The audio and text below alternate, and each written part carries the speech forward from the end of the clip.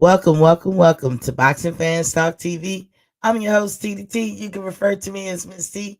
You guys saw the thumbnail. Spence and Crawford, I guess, have a date. We don't know. But that and other news, boxing news, we'll talk about that. But first, y'all know the drill. Let's turn to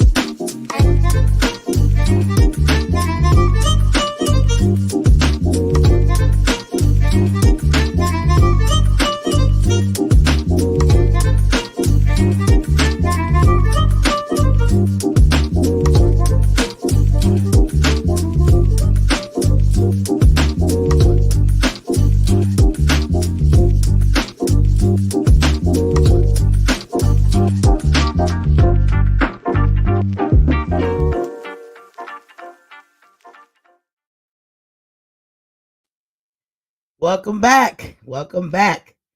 It's Boxing Fans Talk TV. I'm your host, TDT. You can refer to me as Miss T. And y'all saw the title. But before we get into that, at the top of my hour, you guys know what I get into. And that's the water check, water check, water check. As y'all know, here at Boxing Fans Talk TV, we advocate that everybody drinks at least 100 ounces of water per day. I'm at my usual 10 bottles around this time of day. I buy the 8-ounce bottles of spring water. That's my preference. Uh, I do that to ensure that I finish the whole bottle instead of drinking like half and think I'm going to come back to it, which I normally don't. You know what I'm saying? So I say, you know what? I'm going to finish what I start. And it makes me feel like I'm being successful too because I open the bottle and I actually finish it. Um, anyway, we know water is a life sustainer, and we advocate that you drink the 100 ounces per day. But some of us got to lead up to that. We got to work our way up to drinking water in abundance, versus what we normally do. There's some people out there that actually do not even drink water. Look, you gotta change that. This is the summer. It's hot this summer in a lot of places. We need y'all to stay hydrated. People who suffer from hydration, little do you know, you be damaging your body. It'll come back and haunt you, whether you know it or not, but you be damaging yourself and you can die of hydration problems. So drink up, drink up, drink up. If you're not a big water drinker, at least 2 times during the day, you should drink water. And that's first thing in the morning before you start your morning routine, your hygiene routine. Think of the body as an engine, and the water is the lube. Before your toes hit the ground, drink you 8 ounces of water. Have it sitting on the nightstand ready for you when you wake up and chug a lug the 8 ounces. um it's going to help you move along things and this, that, and the other. Water is good for you. The second time during the day that you should drink water is at night. when you laying down, like right before you go to sleep for the night. Not when you just looking at TV or when you're doing something else, you know what I'm saying? But when you laying down to, do your final rest for the night, drink you 8 ounces of water. The American Heart Association agrees that that is good for your heart. And there's a lot of reads going on at night in the deep sleep. That's revamping, recharging, rebooting. And the water is gonna help all of that. It's gonna move stuff along. It's gonna clean out toxins. And the average person burns between 900 to 1,000 calories at night when they sleep. That if you don't, drink the water for nothing else, drink it for that. That's a lot of calories. It needs some water to move that stuff along. So drink up, drink up, drink up. It's going to actually help you in the morning, to excrete some things. And this is how you keep your body flushed, cleaned, and ready for whatever. You know what I'm saying? So water check, water check, water check. Now let's do a little housekeeping in the beginning of the hour. Please, in my humblest voice, please hit the like, share, and subscribe. Subscribe if you haven't already. If you already subscribed, you're locked in. You no need to hit that button again. But please hit the like and share every time you come and watch the show. Now I know that my thumbnails say 11:30 p.m. When you look it up on the upcoming event, but it's really 7:30 p.m. Eastern Standard Time. That's Monday through Friday, 7:30 p.m. Eastern Standard Time. And my email that I can be reached for any questions, any clarifications on anything is boxingfanstalk@gmail.com. So please hit the like, share, and subscribe. In other words, lean on that leezy when you step into my heezy. Or just hit the damn like button when you step into my square circle. But that's the housekeeping. Y'all saw the thumbnail. I said Spence and Crawford have a date, or is it misleading information on the fighter's part? Why would they do that? I don't know. But I tell you this, we gonna find out. November 12th and the 19th are actual dates. If that fight don't happen during that time, we all know we was bamboozled, led astray, ran them up. We know what time it is. All we can do is be optimistic and hope. I've told you guys I made my peace with this whole thing. We shall see. General Big Fish is in the building. What's poppin', King? He said, I liked it. What's poppin', King? So let's get into it. The claim is that Bud and Spence fight is set for November 12th and 19th. That's not T's information. Miss T didn't, I don't know where that information come from. I'm getting it just like you guys.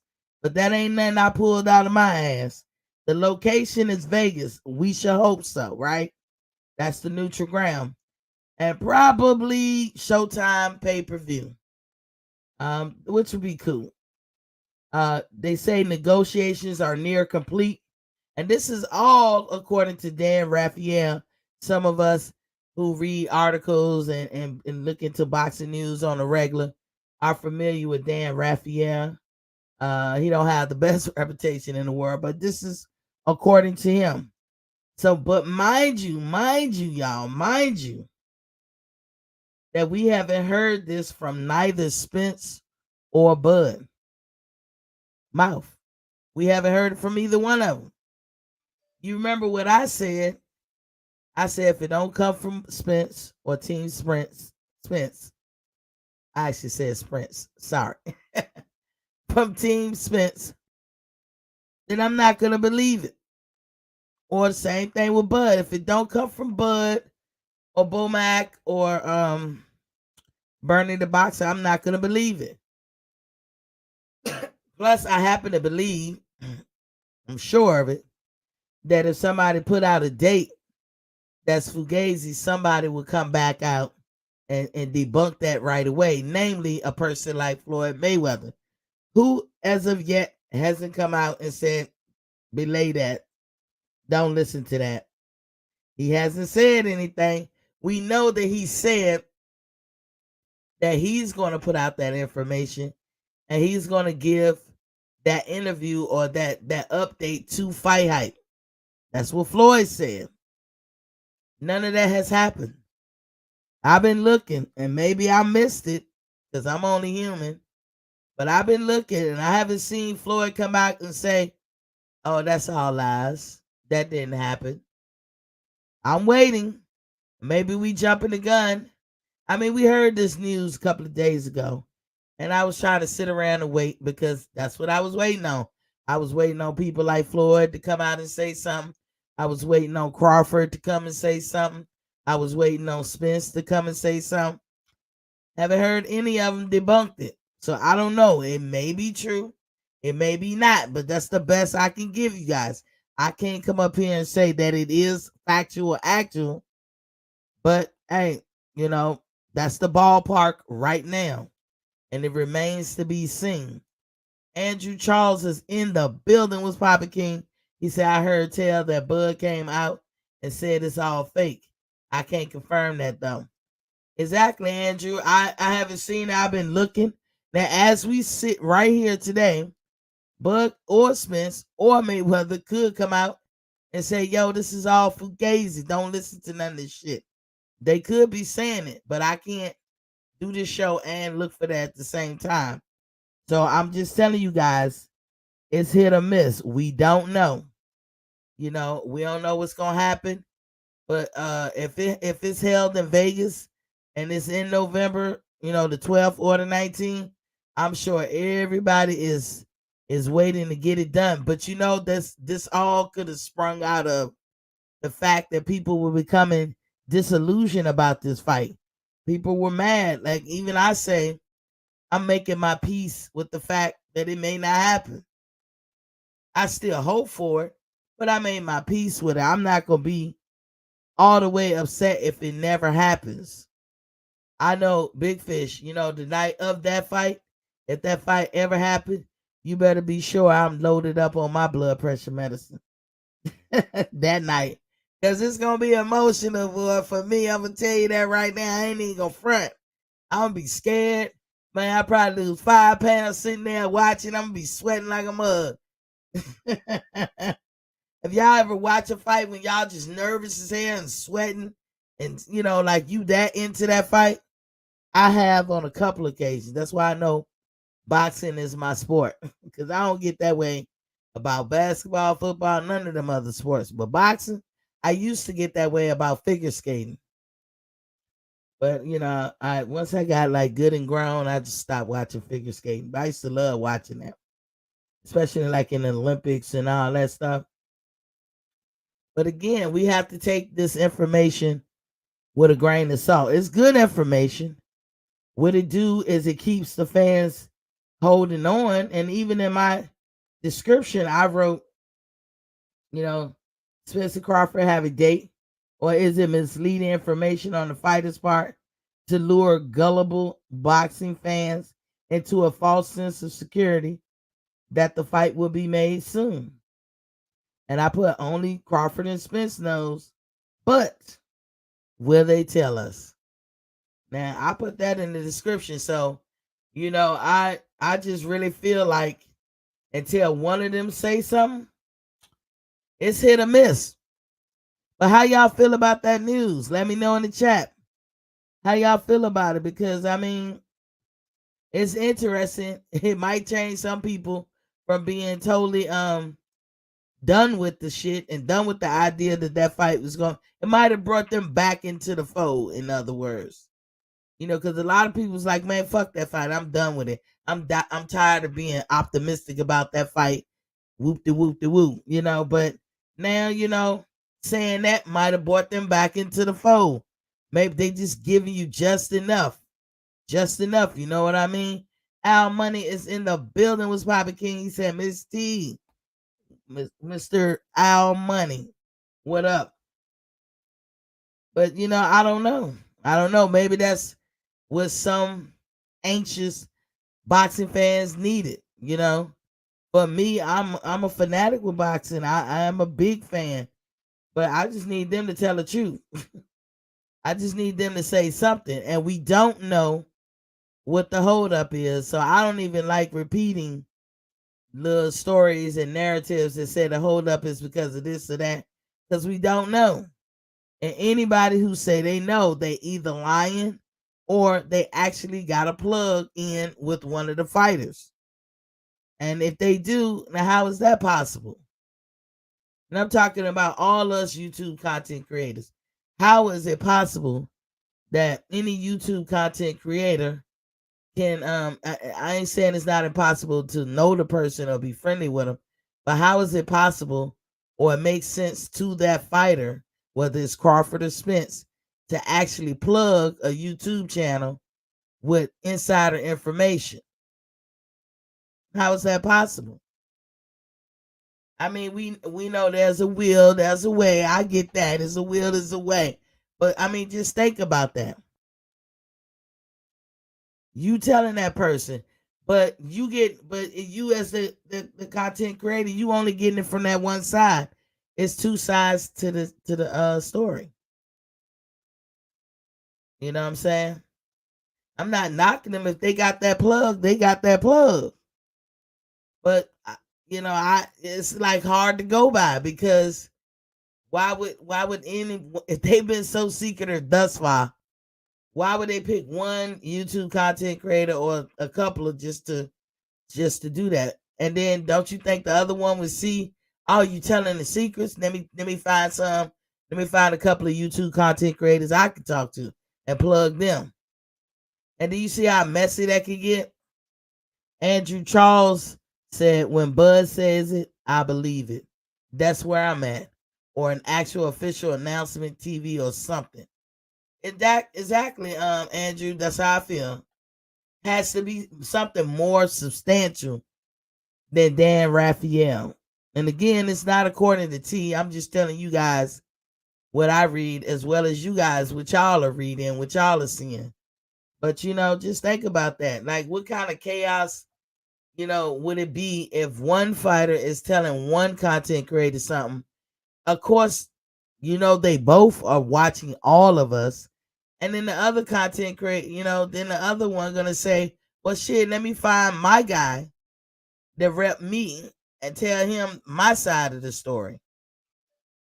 All of that can become very controversial and very non-productive and everything. So, I'm not saying that it's not true, but I'm saying that we have to hear it from the horse's mouth, or like Andrew said, actual announcement, an official announcement.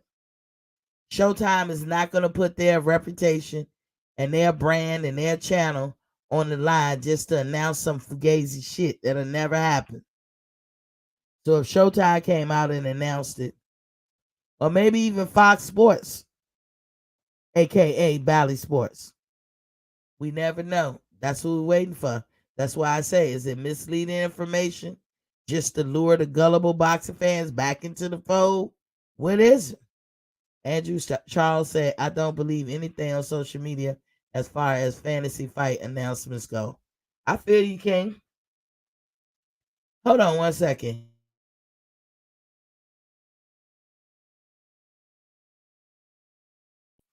Okay, my bad, y'all. Y'all hear some knocking. My bad. Um, but that's how I feel. You guys can chime in and tell me how y'all feel. Now I got a lot of quick, just little quick news and boxing, and I'm gonna rattle them off for you. So here we go. Fury wants to come out of retirement to face Derek Chisora, somebody he knows he can beat. The retirement thing is just a facade as far as I'm concerned. So he won't be on the hook to have to fight folks he don't want to fight, namely Wilder. He don't want to fight Wilder again. And recently he got rid of Sugar Hill. And I don't know how y'all feel about it, but I don't like that sellout. Sugar Hill is like a sellout to me. He's a liar and he's a cheater. And I don't like him anyway. But he taught him all the tricks of the trade. And once he got all the toolage, he don't need him no more.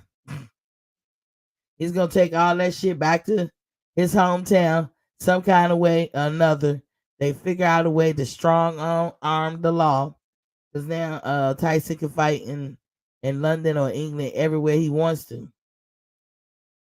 Remember he was suspended. Whatever happened with that? Ain't no news on that shit. How did it get lifted? We don't know. But he can set up dates and stuff to go fight at the O2 Arena and all this stuff. But he wants to fight old ass Derek Chisora. If y'all remember a few fights ago about Derek Chisora, a lot of people was calling for him to hang it up. And why? Because they feel like he aged.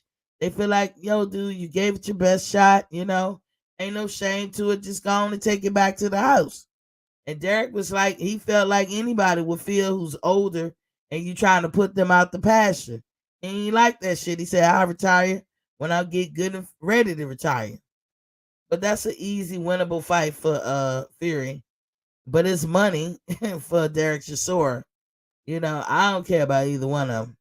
Extra O is in the building. Was popping. King, he said, salute, Miss T. Our money said extra. Jared said, don't want to fight Wilder again. Ha ha ha.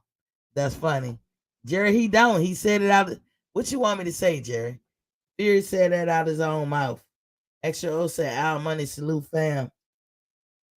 So, and moving on. Looks like Wilder versus Selenius will be set for October 15th this year. That will make almost approximately 1 year out the ring for Wilder, because his last fight with Fury was October 9th last year.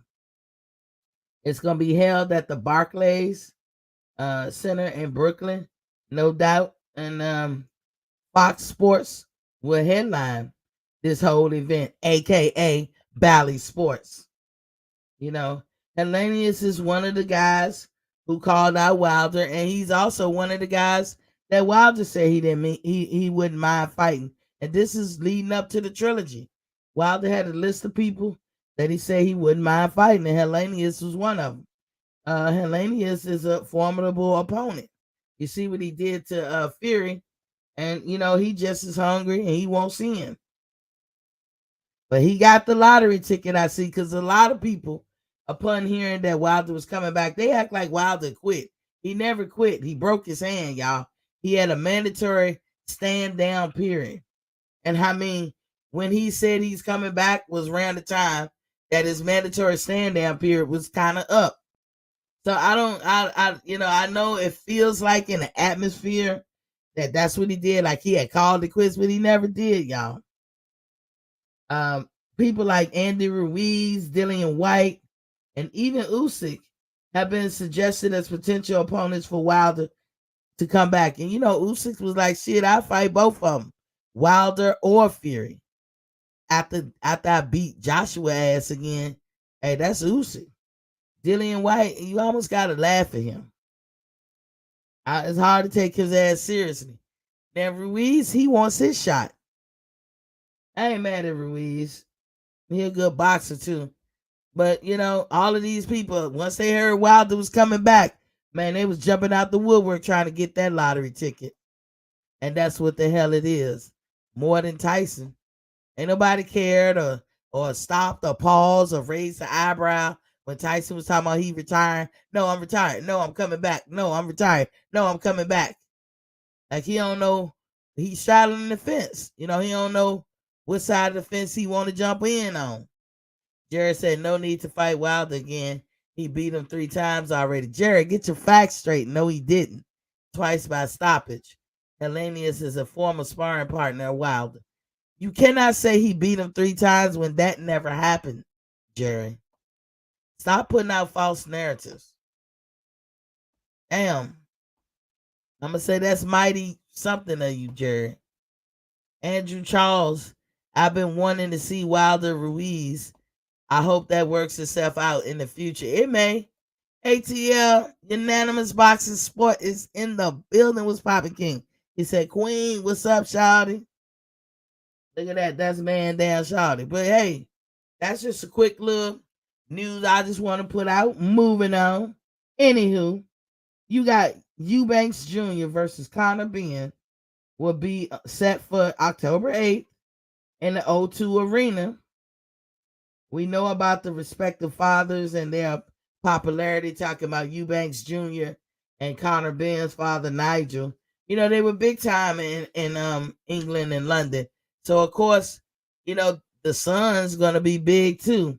Here's the thing that got me about that whole situation is the fact that Eubanks is a lot bigger. He fights at a bigger weight than Conor Ben. So are they going down to 147? Is Conor coming up to, I don't know, will Eubanks fight at 60 or 68? I don't know which one. Are they doing it? They catch weighting, which we don't know how it's gonna be for either one of them because neither one of them have fought at that weight professionally that we all saw or have seen. So I don't know who that favors, but that's gonna be a bomb burner, I'm sure, in England because of who their fathers are, and those are both tough cookies. You know what I'm saying? Like if Conor fights the way he normally fights, and Eubanks fight like how he comes, that's gonna be a good fight. ATL Unanimous Boxing Sports said that's a good fight. Yeah, that's what I say. But I don't know who that weight drain or weight gain favors. I'm pretty sure both of them smart enough to meet in the middle. Eubanks Jr. would be a fool to drop all the way down to 147. And Conor Ben would be a fool to go all the way up to 160 or 68, whatever Eubanks fight at. He'll be a fool. I don't know Eubanks' exact weight. It could be 154. But if it's 154, that's not big of a stretch. You know what I'm saying? They could do a catch weight in between those two numbers. And again, I still wouldn't know who that favor, but it can't be too detrimental. But if Eubanks Jr. fight at 160 or 168, ooh, this is like a game of chess like none other. Al Money said I would tune in for sure. I like that one. Me too, because both of them got, they like to go hard in the paint, which is cool for them. Eubanks is a lot older, but Conor Ben being the young guy, like he wasting a lot of time fighting. I guess this one is good for the gram, this particular fight, but all his other fights, he's kind of like to me wasting his time if his dream is to become a world champion and recognized no matter where. You know what I'm saying? His opponents that Eddie is lining him up with is not serving him well for me this far. Because, if you get in it, first of all, any boxer should know if you get in the ring with somebody that ain't got no business being in there with you, you got to show that. You got to get them out immediately. Immediately. Not later, not go the distance, immediately. And I mean, for all intents and purposes, let Eddie Hearn talk. Granados, he's won't they should have got him out there, and he couldn't even get Granados out of there. Conor Ben, so he might as well go for the gusto. He wasting time. There's somebody who is not Terrence Crawford or Earl Spence, somebody a top tier fighter or not top tier. They could be like ranked number 8 or 9 or something like that. You run the risk of getting exposed. And then once you get exposed, what you gonna do, Conor? Now how somebody gonna take you seriously for even coming close to getting a title fight? That's why you gotta stop wasting time and stop wasting his youth and get at it. You know what I'm saying? Get at it. But shit, from my lips to Eddie's ears, who knows? Reginald Peters is in the building. What's popping, King? He said both dad was beasts, but they did duck James light out of Tony. James lights out Tony. Yeah, I heard that too. I back then I didn't catch those fights, but I would have to go back and do homework, like looking at their fights. I know that they had notoriety though in their own right, both of the fighters' fathers. Jerry Tasker said, by the way, Bud Crawford has no deal to fight or be promoted by Introbox. I just told you it's spelled with an E. False and misleading to suggest that he does. Who said that, Jerry? Jerry, you are misleading. He has a supposed agreement to co-promote fights with them for other fighters. He is a partner. He's in partnership with Introbox and Bally Sports. And that's what people said, which Bally Sports is replacing Fox. That's what we said, Jerry. And Fox is a network that PBC use right now. Probably not no more. I don't know if their contract running out. So when we talk about fighters, you don't even have a network. You don't even have a promoter. And the dude who announced that shit said, we don't know if we will if Bud would ever fight on, for us, but it's still is open that he can do it. So what the hell are you talking about, Jerry? With the suppose. I'm breaking down. You said, by the way, Bud Crawford has no deal to fight or be promoted. Nobody said that, and you spell Introbox wrong. So X out that damn sentence. False and misleading to suggest that he does. You're the one who's saying it, Jerry. So X out that sentence. He has a supposed agreement to go. A suppose or an agreement, Jerry. What did they say? Partnership. Did they not? Agreement. So X that part to co-promote fights with them for other fighters. Jerry, I showed all of that shit. You don't want to go look at it? I showed all of that. You're putting words because, see, when I told you he signed with them, he ain't got to worry about a network because he has one at his disposal. You ain't like to hear that. So you heard what you heard is he gonna be fighting under Introbox and he don't even have a deal with them and he's supposed to have a so-called agreement. Jerry, come on, man, give me a break.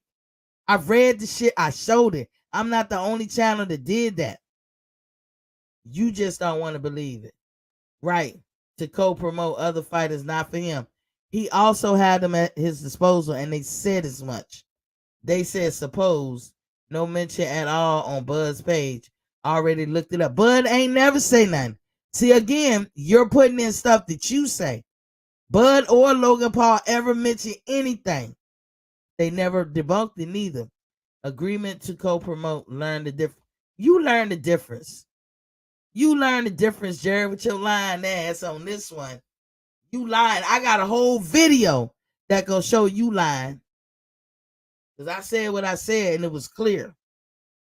Got a whole video, Jerry. You putting 100 on 10. That ain't our fault. I said he was signed with Introbox. Is it true? Yes. Yes, it's true. Is Introbox and Bally's and all of them signed together? Yes. And did they say Bud was in partnership with them? Yes. And that's what I said. You make it sound like every now and then he could co-promote a fight, like it's under Terrence Crawford promotion. Man, get the fuck out of here, Jerry. You are misleading. Reginald Peters said, "Oh my God, did just try to read you?" Yeah, he did. I got a whole video that shows Jerry putting 100 on 10. That ain't T. I said everything I need to say and showed the receipts and read the shit verbatim. So Jerry, you can put 100 on 10 all you want. That's how you heard it. Sometimes people can talk, but the translation coming back to the other person because they don't like what they hear something else. And Jerry, that's what you're hearing. And I looked up to see if that suit was gone, and no, it won't. So who misleading who, Jerry? Who lying? Jerry, I love you, but I gotta check your ass. I gotta check you. Now look at the fights are coming up this weekend. You got JoJo or soon. JoJo Diaz versus Cepeda set for November 5th. That's William Cameron Cepeda. He's an undefeated fighter. Then you got Cambosos versus Haney that's gonna be October 16th out of Melbourne, Australia at the Rod Laver Arena. Then you got Mickey Bay this weekend versus Tevin Farmer on Friday. Guess as good as mine how you buy that fight. But I think if you look it up, you'll find I think that Mickey Bay and Tevin Farmer is putting this fight on by themselves. It's $30. It's worth it. It's gonna be a good fight. If I can get to it, I'll definitely buy it. It's gonna be at the Toyota Center in Prescott Valley, Arizona, and it's $29.99. You got T.O. versus Camper coming up on Saturday. This Saturday, it's a pay-per-view fight. I think it's gonna be on Fight TV, maybe ESPN, because T.O. is a Bob Arum fighter. And then you got Chris Cyborg. Y'all remember her from MMA fighting? She traded in the cage for the boxing ring in the process of finalizing her debut boxing match. No opponent is named or mentioned yet. No date. She won an 8-round, 2-minute rounds, 8-ounce gloves. She's a free agent in negotiations with Bellator, because I guess that's who she rolled with. And the CEO or the president of Bellator, Scott Coker, gives his blessings for her to dabble into boxing. Right now, she's a featherweight champion, and she's 34. She's 37 years old. So I thought that was interesting that she's trying to dip her hat into boxing, and we should see. Well, I dropped the link. I just gave y'all a lot of quick little news or whatever. Like I said, until Spence or Crawford actually say it out their mouth, it's hard for us to take it seriously. A person like me, anyway. I'm just telling you what I hear, just like you guys hear, and what I read, just like you guys read. Um, and all of this was according to Dan Raphael. As far as Bud's whole thing, I wish I could tell y'all the date and the name, but it's in there. I've seen it. If you go to Boxing Fans Talk TV on YouTube and just scroll through all my videos, you're gonna see where I was talking about. But you're gonna find the link. Or go to my page. You'll find the link where I talked about that whole thing very carefully, read to you verbatim what was said, and then tell me after I did that shit, I'm gonna turn around and say shit like Jerry said. Please tell me. Please tell me. Y'all know damn well I ain't never put it like Jerry said, but Jerry like to mislead y'all. And like I said, he's either Bob Arum or he motherfucking Bob Arum cousin or something. Jerry just wanna he repping him. Like Jerry just told y'all the other day that trial is off or that suit is done. And it's not. So we already see what Jerry gonna do. Sorry, Jerry. We ain't gonna get no fast one over here. Ain't no fast ones to be had over here. But I dropped the link. Y'all can chime in if you want to. And get in where you fit in. Going back to the Fury fight though. Fury really, I'm telling you guys, he do not want to fight Deontay Wilder. That's what made, he said out his own mouth. It's kind of what made him keep saying he retired. I believe in my heart of hearts that Fury will take a fight for the undisputed. And as soon as he win, he'll drop all them belts and he'll retire for real. Fury don't want to do this no more. Just as much as it took a lot out of Deontay, it took a lot out of him too. It took a lot out of him. And he was seriously hurt. Just as Deontay was seriously hurt. In all the fights that they had. Deontay gave as much as he took. And no, he didn't beat Deontay 3 times. You see how Jerry misled y'all about that? PGH Big Dog is in the building. What's poppin', King? He said, salute, Queen T. Salute. Jerry said Jerry deals in facts. Now, you obviously don't, Jerry, because I just busted you in the lie. I just busted you in the lie. What's up, Action? Miss T, salute. Did we not just bust Jerry in the lie? We Like did, we did. I broke down his sentence and busted him in the fucking lie. Hold on, Miss T. Let me get my headset straight. Hold on 1 second. All right. We went sentence by sentence. And I got a whole video that I did months ago that can show you Jerry lying. I ain't say nothing like he just put it. Miss T, Words matter. What's up, Extra? Can you hear me? Yeah, I can hear you. Okay, all right. Yeah, we did. Jerry just don't stop. Jerry got his own outlook on the way he look at things, and he gonna make his narrative. He whatever narrative he put out, he gonna make it work. So I see what Jerry doing. We just have to take Jerry for Jerry for who he is, man. That's just what he is, man.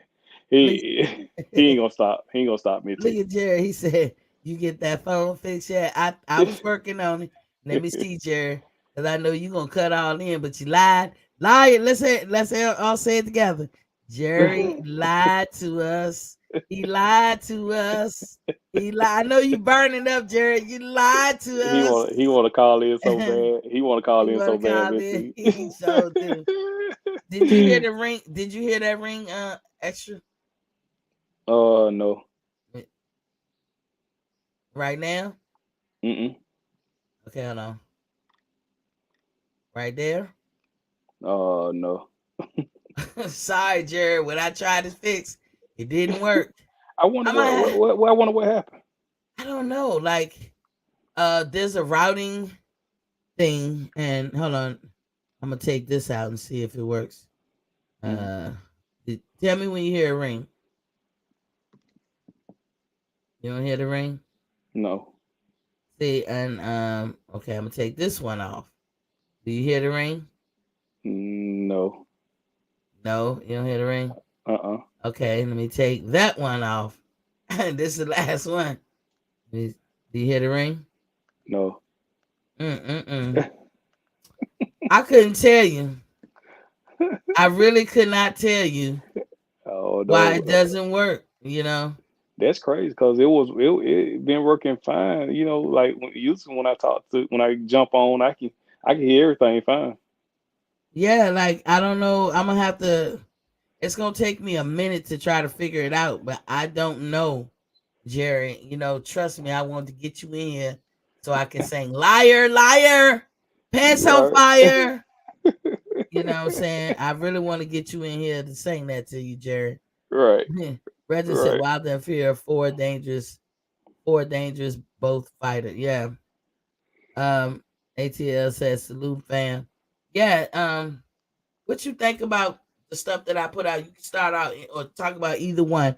I talked about Bud and Crawford's so-called date, Fury coming out of retirement to fight Chisora, Wilder and Helene is coming up, Eubanks and Connor being just all the stuff that I talked about, JoJo and Cepeda, Cambosos and Haney, Mickey Bay and Kevin Farmer, T.O. and Camper, Cyborg.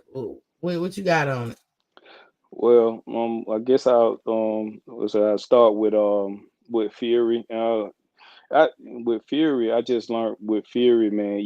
Like you said, you hit the nail on the head. I think just like it took a lot out of Wilder, it took a lot out of Fury too, man. After that last fight, that trilogy they had with him, man. I think Fury, it was he was so exhausted. It took so much out of him, because that was a lot of pounding. That was a lot of pounding. It was Deontay Wilder just getting cracked. He got cracked with some good shots too, and he got knocked down. You know what I'm saying too. So he took a lot of punishment.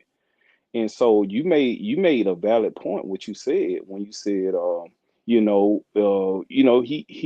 to rethink some things like that took some years off my life messing around with because you got to think about you taking Deontay Wilder shots. Them ain't just regular shots. You know what I'm saying? And that was in three different fights. You know what I'm saying that he took those shots. So it is Miss T, and I think now he's to the point now where and I know that retirement thing was bullshit when he said he just want to pick and choose who he fight and when he fights. And Yeah. I think he's at that point now. I think that's where Fury at now. So I'm not looking uh, for Fury to do anything else. You know what I'm saying? Big. I just think that what I do want to see, regardless of how this fight with Usyk and AJ turns out, what I Mhm. would like to see, I still want to see AJ, and I still want to see Wilder. I still want that's Me still too. the Me fight to too. Me see. too. Me too. It's Let me still. address Jared lying ass right quick. What he say now, Mitty? He What he say says, "So now? what did I lie about? I never said that's Jared. Oh I my never said or God! meant to imply that the case was dropped. I told you that it was Aram said it in a interview with Barbershop. You first of all, you never named Barbershop.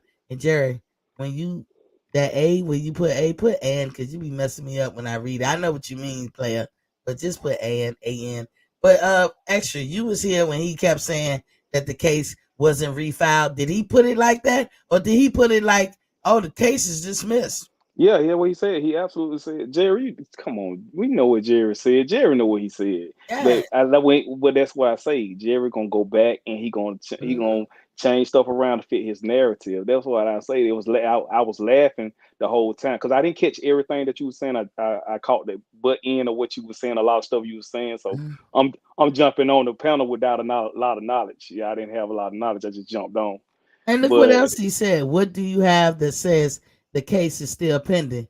Now, see, this is just like a liar or a misleader. I'm sorry, Jerry, got to call you out oh my because god. why? What you mean? What do I have? I told you what I had the last time that the case made news, which was back earlier this year when Bob Arum tried to do a snap review and got his dick slapped in the mud by the judge and said, nope, we're not sending it to federal. It stays here. That was the last thing, Jerry. You the one that But, came up with this new shit. And but then you Mitzi, wanted me to pontificate on some shit you pulled out your ass. Jerry. but Mitzi, I'm just trying to figure out why is this even a thing? Like why it's even a thing? Why is Jerry putting so much energy into this? Why is it we trying to focus on the you know what I'm saying? We trying to focus on fights that's coming up. We trying to man, I'm not worried about that man case, man. Well, I'm not Yeah, worried I about mean, well, that. but I don't. But you know what I don't like because it's a big deal to a lot of people, What's that? and Bud, Sue, and Bob, and Hmm. it's going to matter. And nobody's too big to fall because that's Jerry's logic. Well, he been getting away with it. He been a promoter all these years, and many people have tried to sue him, but they never won. And blah blah blah. Don't get into that. If somebody do you wrong or they owe you, you have recourse. You have to Yeah, use your recourse if I you agree. can. And so then here go Jerry. Stop acting like you don't understand the question when you do not have a answer. Jerry, right here where you put this capitalized Oh A, my God. maybe it's something that you learned at Harvard, Bob, that I don't know. Oh But my please goodness. put A in because you fucking me Oh up in the sentence. my I get goodness. what you saying, and I'm not an English professor to all who's listening, but I can't take this shit. This is an A. Answer starts with an A. So therefore A N is what's needed here. Don't put the A. It's fucking me up. But Jared, I'm gonna call you Bob. Bob was on his slander campaign in the barbershop, and you never did say barbershop. I had to say that that's where the interview was. You just try to casually say YouTube content creator. You know, Jared, Mm. you was smoking mirrors on a lot of shit. According to Aram, after the decision, the case has to be refiled in state court. Can you understand that? Can I understand that the case is already filed in state court? It was never taken out of state court. Can you understand that?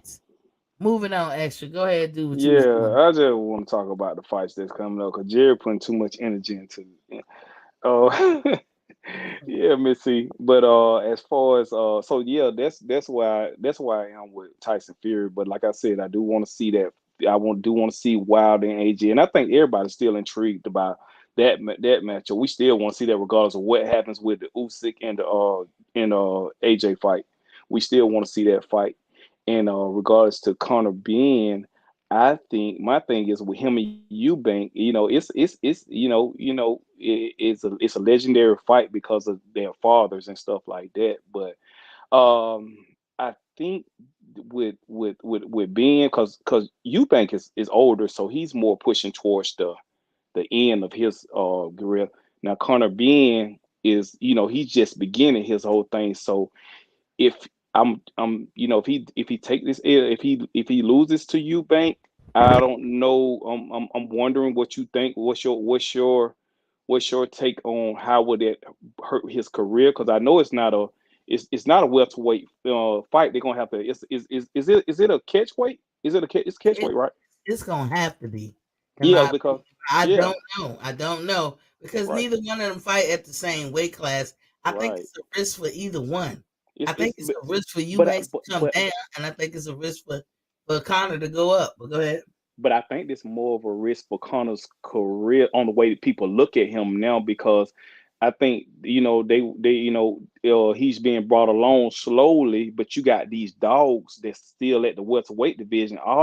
You got you got the two top dogs. You got Bud and you got Spence, and these two guys. Everybody's waiting to see what's gonna happen with these two guys. So they the top. They the top of the food chain.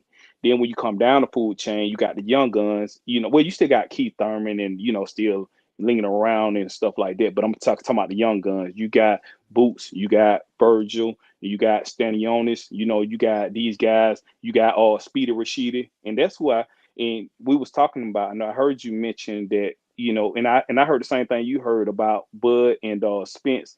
They was wrapping this up, trying to get this card to get this together. And I heard that they're actually working on the undercard, and they were saying that they was going to try to put Boots and Stanionis, in like the co-main or something like that. That's what I heard. Oh, But that then, yeah, I would love that. But then, to Miss T, I heard that Boots got a date in October, so I don't know if they can use Boots. But if they didn't have Boots, I would love to see Speedy Rashid in there. hold on one You second, extra.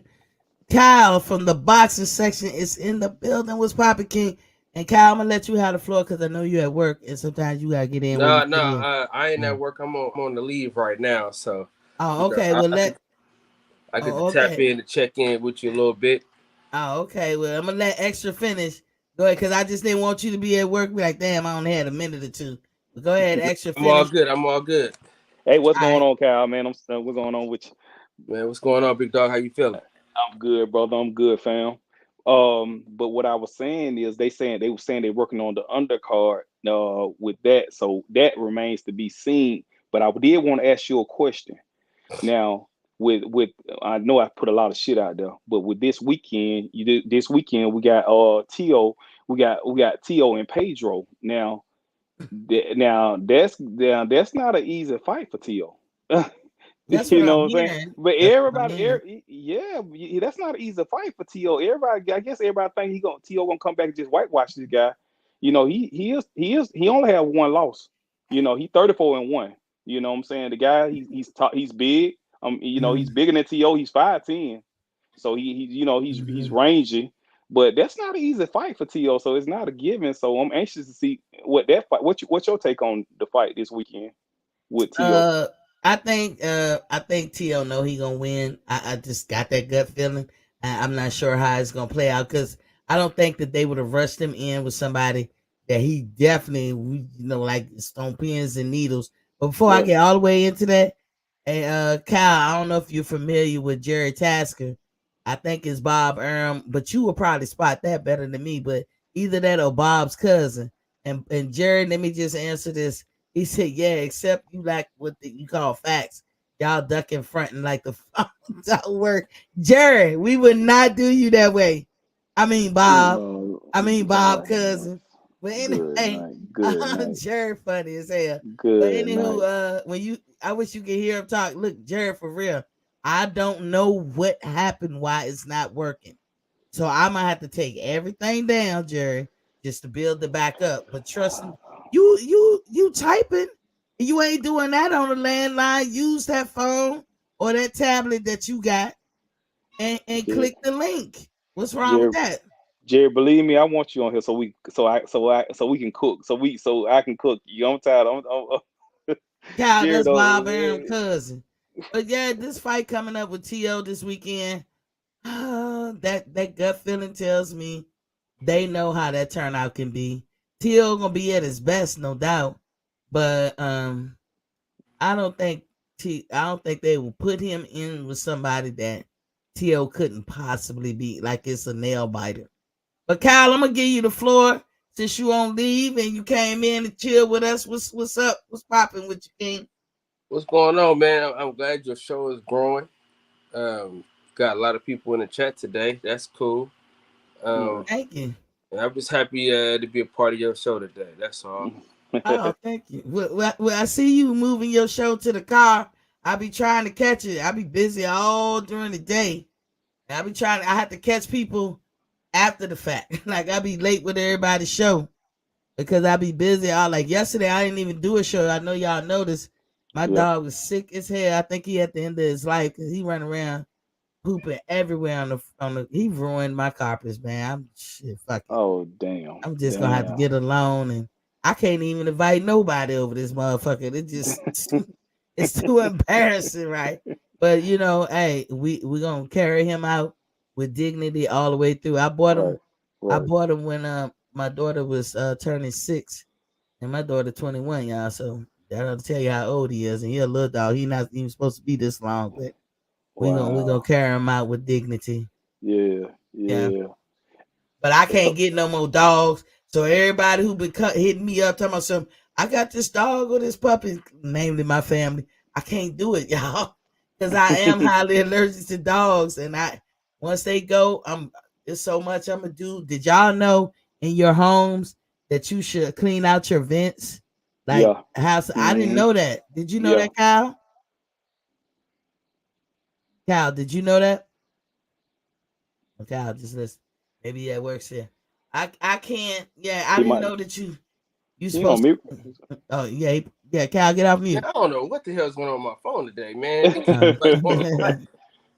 but yeah, I just learned this, Sean. I've had my home for like 11 years, 10 years, 11 years, something like that, and now I just find out that you have to You have to clean you your have to vents, yeah and you have and to you it's also a you must. also have to change your filters too, because they're just Right. for allergies and all that stuff. Because once your filters and stuff get dirty, you definitely got to change those out. Well, Yeah. I do that every month, but I'm talking about hire somebody to take the vent cage off the Yeah. off the wall and Mhm. actually stick some there in your vents and clean them out. I didn't know that. Yeah. And Yeah. for me to do it the way I need to do it, that's gonna be $1,000. Cause I'm highly allergic to pets, and Oh I've damn. never had angio. Y'all know what I be telling y'all I'm suffering from, and I told y'all I'm working on something. This is countdown day 3, by the way. And I Wow. told y'all at the end of 30 days, if I don't have an episode, I'm probably gonna be emotional as fuck. But I have Right. never had this problem until I got a dog. Well. So I mean, Wow. that's like I'm not blaming the dogs, but that might be the obvious thing. Yeah. Reginald Peters said, "What up, the boxing section? Do what WWE ring? Look at my bro, my big bro. DJ is my big little bro." Because I should Mhm. say it like that, y'all, because he's younger than me. But that's my big bro too. DJ is in the building. Salute, Miss T. Y'all know how I feel about DJ. And oh, my favorite Spence fan, what's popping King? Quentin Brandley. Good evening, Miss T. Good evening to you. So go ahead, extra. Yeah, that's how I feel about the TO fight. I don't know what's gonna go on. I don't think that his side thinks he's gonna lose. That's what But I that's the think. thing. It's almost like this to me. I mean, I agree with you. I agree with what you're saying. They see something that they feel like he can beat them. But it seems to me that that's a risky fight for him. You know what I'm saying? It just because the guy's rangy, the guy's taller. He's bigger than To. He's so it's just a risky fight. If To Yeah. loses this, if To lose this fight, man, He I don't already know if he can talked the come back. shit. He already Yeah. talked the shit, talking about the takeover. Yeah, he talking shit. So he sees something in this fight that he confident about. You know what I'm saying? So certain fighters can detect. Because styles make fights. So certain fighters can detect things in other fighters that Mhm. they see that they can exploit. They might see vulnerabilities that they can exploit. So his team might see something in this guy, and if he wins, it's a good win because this guy he's 34-1. He only lost one fight. So Ooh, that's ooh. yeah, yeah, But is it me? Is it me or because I didn't notice this way back. I've gotten better with boxing as years going on, but I didn't know this way back. But is it me or do it seem like shorter fighters have the advantage to a taller person? Like you would think that the taller person can beat the shorter fighter, but it seemed like fight after fight. What's up, Kyle? That the shorter what's up? fighters seem like they can have that advantage, and it seems like the taller fighter has a little bit of problem with the shorter fighter. Is it me or y'all see it that way? Well, I think just the fact that if the taller guy is, he's rangy, he's got a nice jab. He can keep the if the shorter guy can get in, if he can get inside, that's different. But most guys, most taller guys, if they got a jab, then they rangy. Just like you might have a Devin Haney or somebody like that that's got a good jab or something like that. But if the shorter guy just like a Sean Porter or somebody, he's he's front foot heavy. You know what I'm saying? And he's the type of guy that he's gonna press. He's pressing the situation just like he was with Spence. They can get inside. He was catching Spence with some shots on the inside. So you would think that a taller guy would have the advantage because he can just use his jab and just move around and stay off. But I know I've been talking, so Yeah. I'm gonna let my man cook. Yeah, I gotta go over there and subscribe to your page. What I gotta go subscribe to his page. What? Okay, what's your page? What's his name? Boxing section. Boxing section. Let me write you down because I need The to go to boxing section. the boxing section. Okay, The boxing, yeah. let me run because I need to go and check him out. Let me go there subscribe. Yeah. Yeah, Kyle, what you think about that with the shorter fighter and the taller fighter? What's up with that? Depends on the fighter. It just depends on the fighter. Yeah, because like with the Eastside Cruz fight, Tank didn't look as good as he normally would look against a taller fighter, but he also looked good against shorter fighters before. But I just think that it just depends on the fighter. Styles make fights, so it just depends on the fighter. Right. Yeah. But like with Tank being the shorter fighter most of the time, he always look good and he always get in there. So that's why I say it's like the era of the shorter fighter to me. Seem like they coming up with roses to me. I don't know about that. You don't know about that? The right tall fighter is gonna know what they doing. You know what I'm saying? It ain't too, but if you look at all the fights that been happening lately, the shorter fighters been coming up. They been getting victory. What fight besides Tank? A lot of little fights. We got Eastside Cruz and them. We just saw Tank just beat Rolly. He's taller. Tank half of his Rolly is ass cheeks though. Come on now. Give me somebody else. Eastside Cruz ain't shit. But look, only fight that I seen where the taller fighter really dominated, I'm gonna say Bud to Porter, and I'm gonna say Fondora to anybody. Fondora to anybody. But outside of that, it seemed like every time I'm looking at a fight lately, the shorter fighter is coming up smelling like roses. I just think it depends on the fight, for real. Because there's a few, there's a DJ.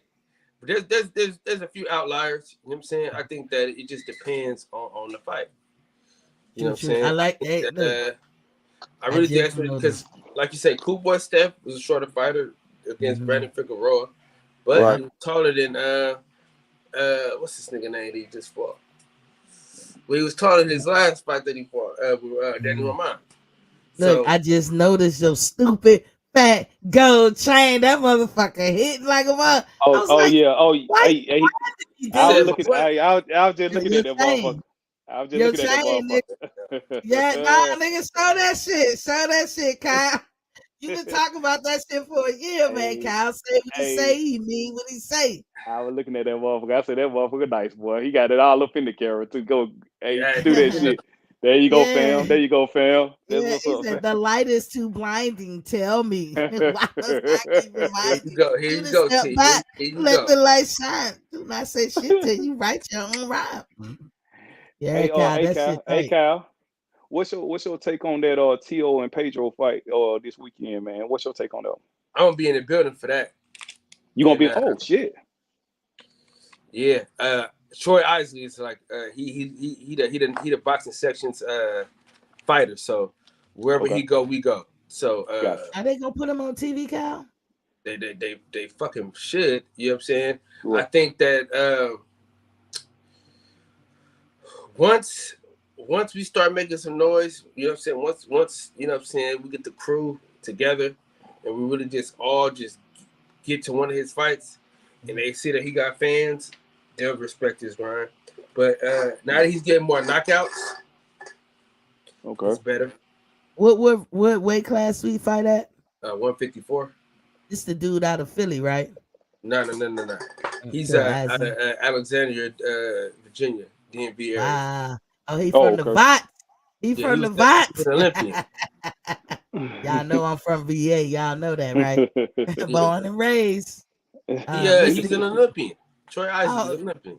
I don't never catch them Olympic fights. They be coming on at the weirdest times at night and all that. I just have to read the press But about them and stuff when they come he a out of bad there. motherfucker. You can look him up. He a bad motherfucker, man. Yeah, I'm Is gonna look he? him up. Yeah, I'm Yeah, about.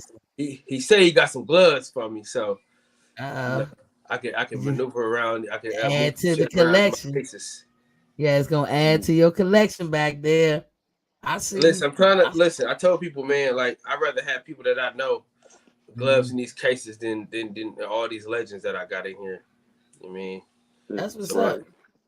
I fucking mean, I silver. can't get over that damn chain, man. That, and I'm not even a gold chain type person, but that joint is nice, guy. And it blings with you. You know what I'm saying?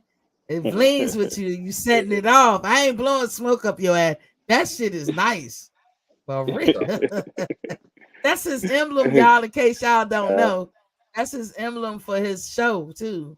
Oh That's what shit, I for was real. like, what the fuck? That's Like, what's yeah, up. That's what's up, bro. Yeah, yeah. fam. I'm looking at. I had to put that motherfucker on the big screen because I want to see it on the big Nice. screen. I'm looking. Yeah, that motherfucker nice. What That is was that, up, man. 18 karat or 14 karat? Huh? Is that 18 or 14 karat? Neither. That shit nice, man. It's blinging. And I was like, what is that? Anyway, let me get off it. I don't even trip on gold chains, Kyle. I don't know. I don't wear no jewelry. You saw me. I had no jewelry on. I Yeah, don't never wear jewelry you know because I'm a jury ass nigga though. You know me. nigga, that's all you gotta wear right there. That shit right there says it all. You is kind. You is Yeah. important. Extra O said, Mr. Q, one love to you, fam. Andrew Charles Yeah. said, shout out to Kyle. Now, Kyle, what you think about this news with the Spence and Bud? These dates. How you feel about that? You know I banned all Errol Spence, Bud Crawford talk from my channel. Did you? Oh fuck yeah, man. You know I've been tired of that bullshit, man. Until they sign the fight, I don't give a damn about it. That's how I feel. Until they sign the fight, that's when I'll begin to care again.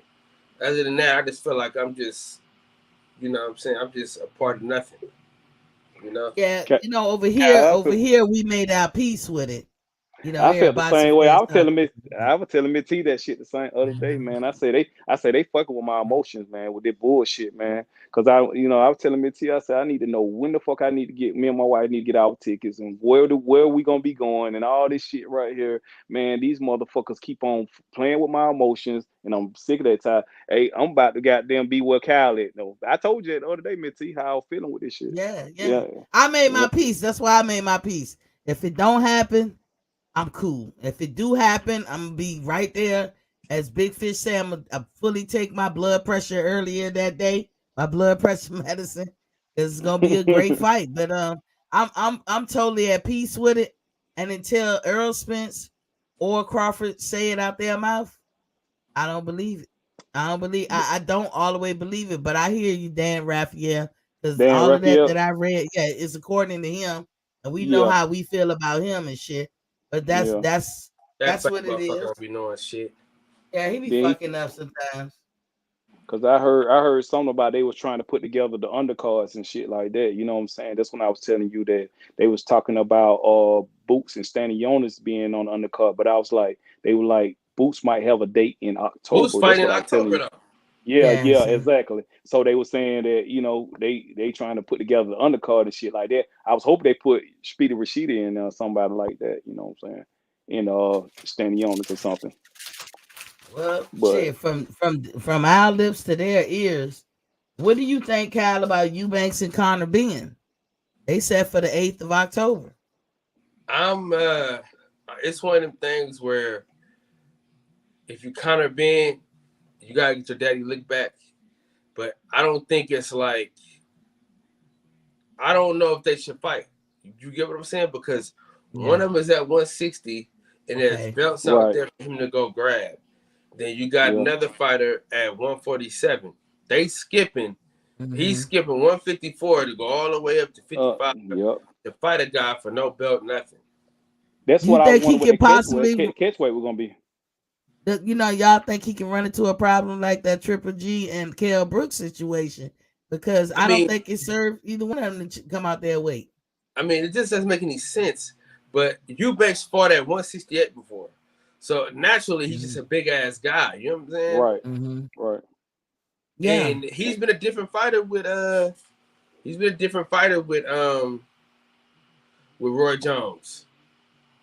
You know what I'm saying? Yeah. But, Is he still with him? Yeah. Okay. So let me ask you this. Do you think they moving Conor Benn correctly? Because in my opinion, for that to be their premier, talking about the zone and them, for Conor to be their premier 147 pounder, I don't think they move him like they want him to be the champion. No, that means they know he can beat Eubanks Jr. And they believe in him beating Eubanks Jr. to put him in there because it's gonna be a big payday for Eddie Hearn, right? Big payday for the UK.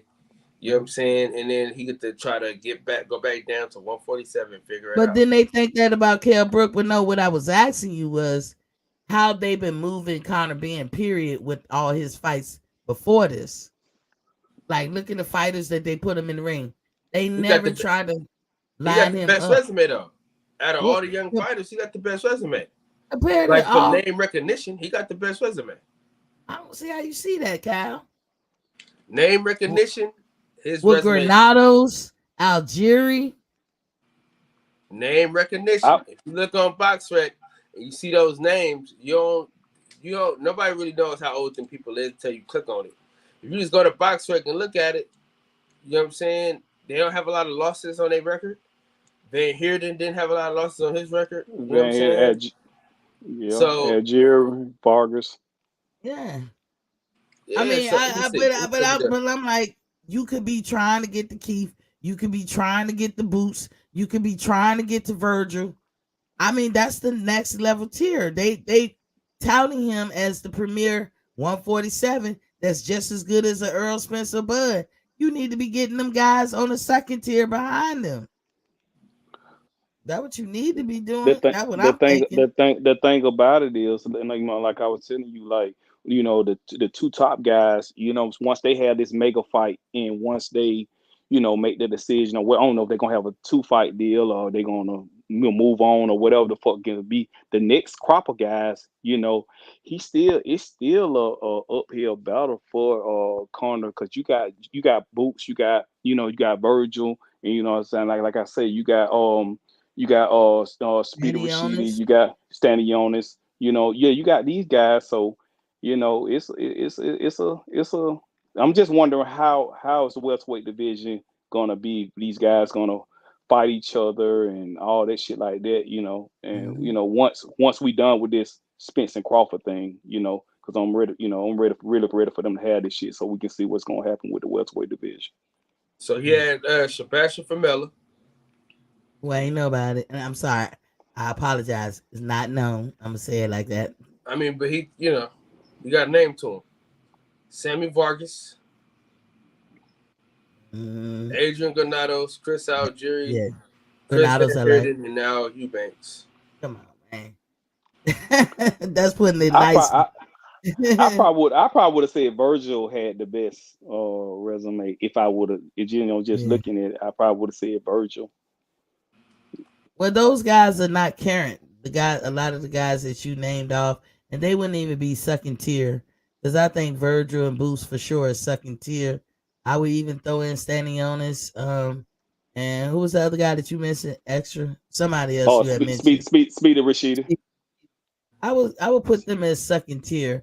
And it seems like Eddie Hearn doesn't line Conor up to do that, but he compares them to Bud and Errol all the time. I mean, you got to sell him. But let's see who's on this dude record. So he got Sammy Vargas too. Everybody got Sammy Vargas, but he got Mo Hooker. Evis Klavadakis. He got Mean Machine. Yeah. Mm-hmm. And that was his. That was the dude he just beat. Yeah. That was Mighty Mo in it. Nah, Mighty Mo. Virgil just beat no, Yeah, that was No, it that was was Blair the Flair Michael Flair the Flair. McKinston. McKinson. Yeah, No, who no, was no, no, Michael no. McKinson? We didn't know him. Well, And on BoxRec, he got Michael 4 stars McKinston. on BoxRec, so he was okay. yeah, he was a thorough fighter, Yeah, but we just yeah. didn't know him. He only had two. He only had two knockouts. He only, he had he was undefeated when Kyle, when he undefeated before Yeah, Virgil. but Yeah. that'd be fluff though. You know what I'm saying? Let's see who he got down with. Yeah. See who he fought. That's the thing. I Chris know they were Kylo. saying he was like a crafty type guy, that McKinson guy. And I mean, it's possible that he could have, did something, but Virgil hit him too hard. All the shit he did was in the UK. Yeah, that's why I said he's not known. Like, you know what you got to do, Kyle. You got to come over here if you want to be, in my opinion. You can't spend your whole boxing career in the UK think you're gonna be world champion. And you will be ducking like a mug. That's what made the guy they call Superman in Canada. He didn't catch as much favor as he could have. What was his name, Kyle? Y'all remember him? The light heavyweight that got hurt real bad and he had to retire. They called him Superman. I don't know him. Oh man, y'all. Oh my God, what was his name? He looked goofy as a motherfucker sometimes.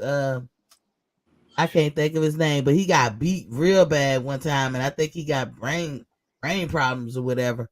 But they used to call him Superman. He would wear the Superman colors, like the shorts. I forgot who. It make me think he fought out the Crunk, gym or whatever. But he would never leave Canada, ever. And I'm like, dude, but he was whooping everybody ass, but he never leave Canada. I mean, you got to come over here at one point. And Eddie don't move Connor to me like that's what he wants him to be. This premier, yeah. Santos came through in the clutch. Adonis Stevens. Yeah. What's up, Santos, baby? That's good. You know exactly who I was talking about. Look at Jared. Jared coming behind him with the Adonis. Yeah, Adonis Stevenson. Yeah. Oh. You remember him? Man, I thought you were talking about a black. I thought you were talking about a white guy. Oh, nah, that's Butte. All them Canada dudes, they ain't never really want to leave. Nah, he whooped ass out here too, though. Adonis Stevenson whooped ass out he here. He didn't come to America, dude. I've been waiting. Name that fight he came over here. Because he beat the nigga that always get robbed. The nigga used to be with Badu Jack. Jack. They went to him. He never came to. It's almost like I was like, if this nigga crossed the state lines, is he gonna get arrested or something? Did he got a warrant off for us? I don't know. He never came over here that I knew. What about you, actually? Do you remember him coming over? I'm gonna look it up right now. Nah, he never came over that I remember. I was like, why this nigga don't never come over? And Butte, I have seen him travel. And that's crazy. But he didn't want to. He didn't ever want to. They didn't want to come out of Canada. And I'm like, yo, Canada, fuck Canada. I'm sorry, Canada, whoever listening. Boxing it or whatever. Crazy. But it was like, fuck that Canada. That motherfucker never left Canada, bro. I try to tell you, dog. I tried to tell you. He did. He left Canada, got his ass whooped, and never came back to America. Maybe that was superstition then. No, by the time we got to know about him. So he lost to this dude named Darnell Boone. What year was that though? 2010. In America. He lost to somebody in America. Yeah.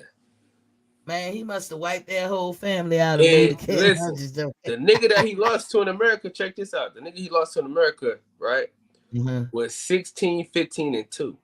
Ooh, damn. He goes back to Canada, right? Beats him nigga that's 25 and 1. So maybe it was superstition. Yeah, exactamundo. You know he Haitian. Now, Deion Savage, he fought him in America and knocked him out in the first round. The white guy beat his ass real bad. Hey, listen, the dude Deion Savage is now 12 and 10, so that just tell you. Damn, that's the white guy that retired him. I saw that fight when he hit him. fucked his ass all the way up. I don't know why my Aaron mind Pryor telling had a me son.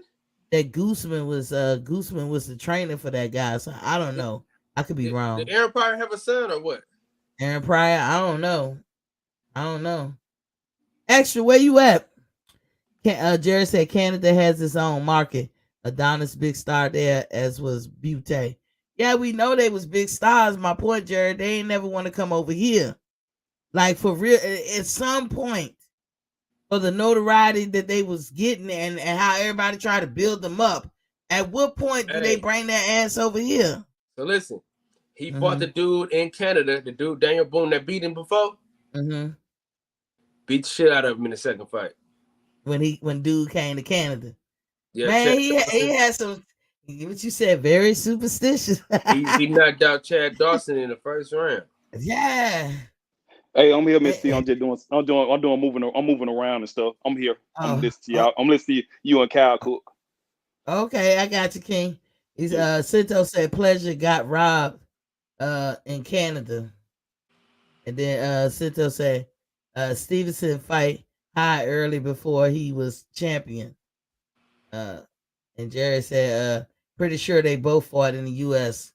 But Jerry, I'm just saying, at the end of the day, those Canadian fighters that were hot for a minute, like Butte, Stevenson, it was somebody else. They would never want to come out of Canada. And I was like, man, I don't know how far your career gonna go because you got to come to Vegas, New York, something. You got to do something. You can't always have a fight in Canada. But the motherfuckers didn't never want to go, so I couldn't even endear myself to them. As a fan, you know what I mean, Kyle? Like for me, I just couldn't do it. I was like, man, stay your ass in Canada. Canada is not the Mecca. England is not the Mecca. As far as I'm concerned, America is the Mecca of boxing. But I mean, but if you get in that paper and you ain't gotta go nowhere, shit, I'm fighting there. Cause Yeah. he had the leverage. He had the leverage. So shit. Yeah, then look, and Cinto say I met Badu got robbed. I felt that way too, Cintos. And I feel you with the paper. As far as any man making a choice or a grown woman making a choice to, better themselves or pick a choice that's gonna bring them more money, I really don't have no opinion. I can't be mad at nobody, to each his own.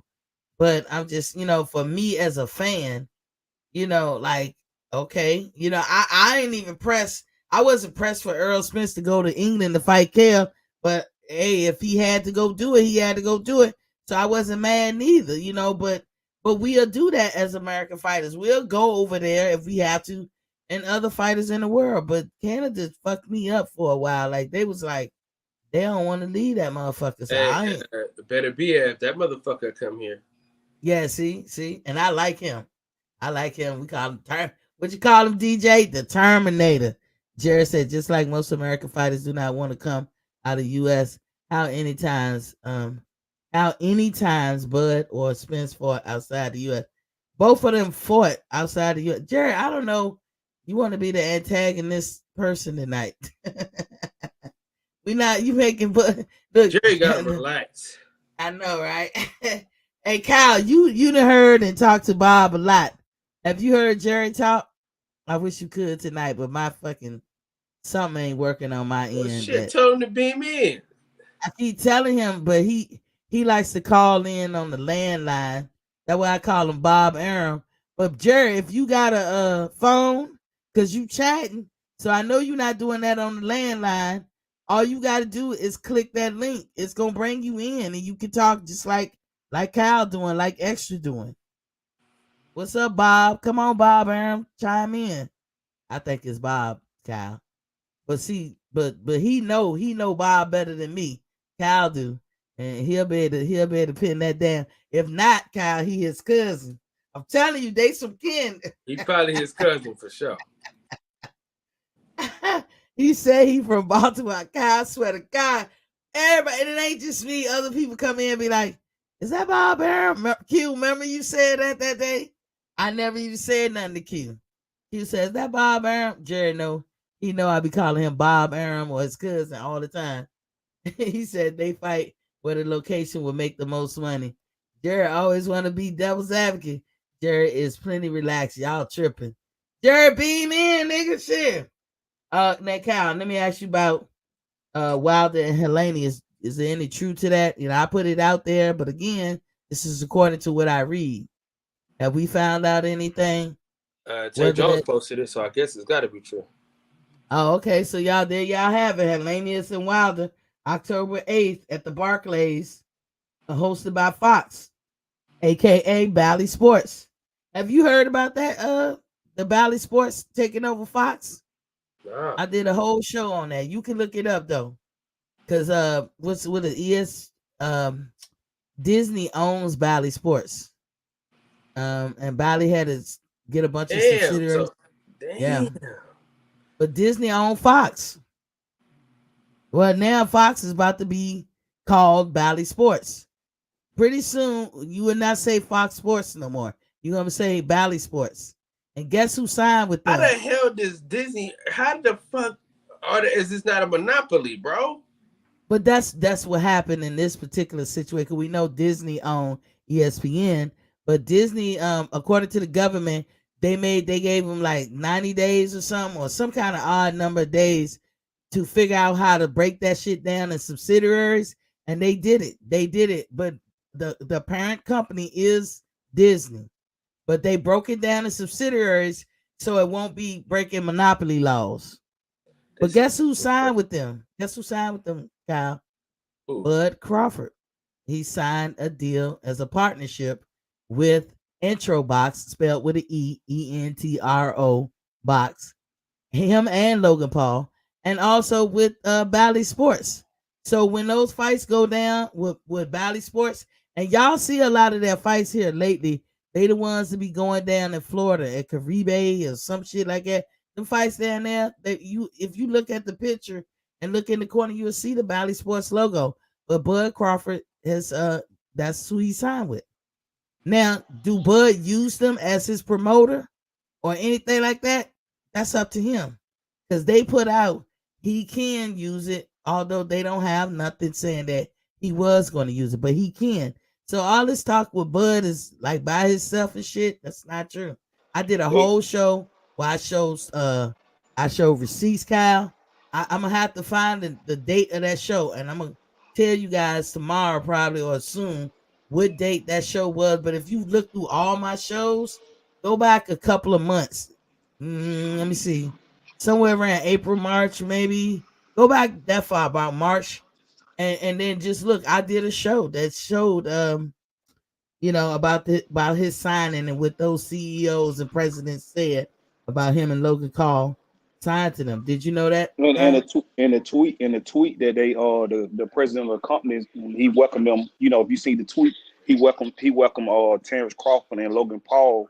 What I'm saying, to the family. You know what I'm saying, he was welcoming them to the family. So I thought MTK Global was still a problem. No, it was never a problem. Bud was never signed with them. Well, I know that's the rumor, but that wasn't true. That wasn't true at all. And plus, I went back to 2017 when MTK Global got caught up in the suit with Daniel Canahan. For some, if I said the guy name, you will know him, Cal, because he out of Cali.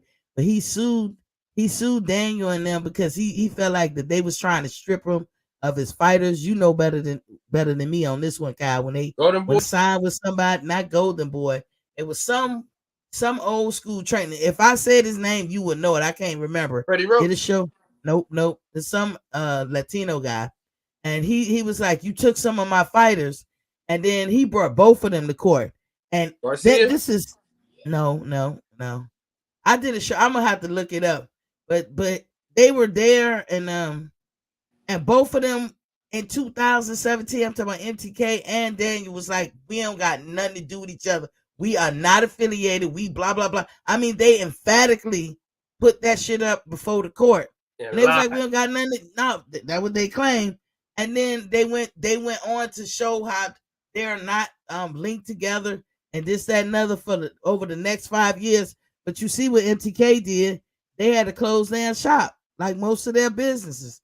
They kept a couple of I guess gyms open in the country, but for the most part, they had to shut all that shit down. Just with people attributing Daniel to him. But Bud was never signed with them. I know that was the rumor, but it never happened. It never happened.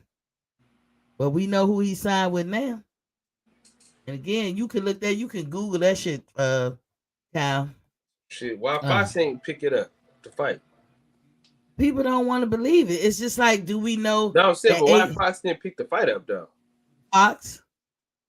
Yeah, why didn't they pick the fight up if I'm not sure. But you know, you got the big fish. He holding all the cards. It's his I show. think, yeah, I think Showtime was already they was Mhm. yeah, yeah, he was already a player in the beginning. So yeah, I Plus, only I think. think there's some kind of discrepancy or something going on with PBC and Fox right now. Like, I don't know, with Mhm. their contracts, something ain't going good with them. Not just a Earl and Bud problem, but you know, other fights too. Because if you notice, they barely have been using Fox here lately. But now Deontay and Hellenius, it's gonna be a Fox event at the Barclays. Jerry said, "Where's the link? I'm on my home PC." Jerry, I'm putting this link in right now. Jerry, you gonna have to have a camera on your home computer, and then you gonna have to show you look. Pick a picture from your gallery of pictures on your computer and add it to the thing before you sign in. You know, because I know you probably. I don't know if that's how you rather want to do it or you want to He, be he, seen he, like can, he can Kyle. sit in. He can sit in like Kyle. He can sit in like Kyle. Yeah, he can do the same. We want to see Then you, he Jerry. gonna be exposed. Then we gonna see No, him. Then no, we want you exposed. we gonna be like, aha, Bob, you been pulling our leg this whole time. He said, yet another hardcore boxing fan who has never heard of the deal you are talking about with Crawford.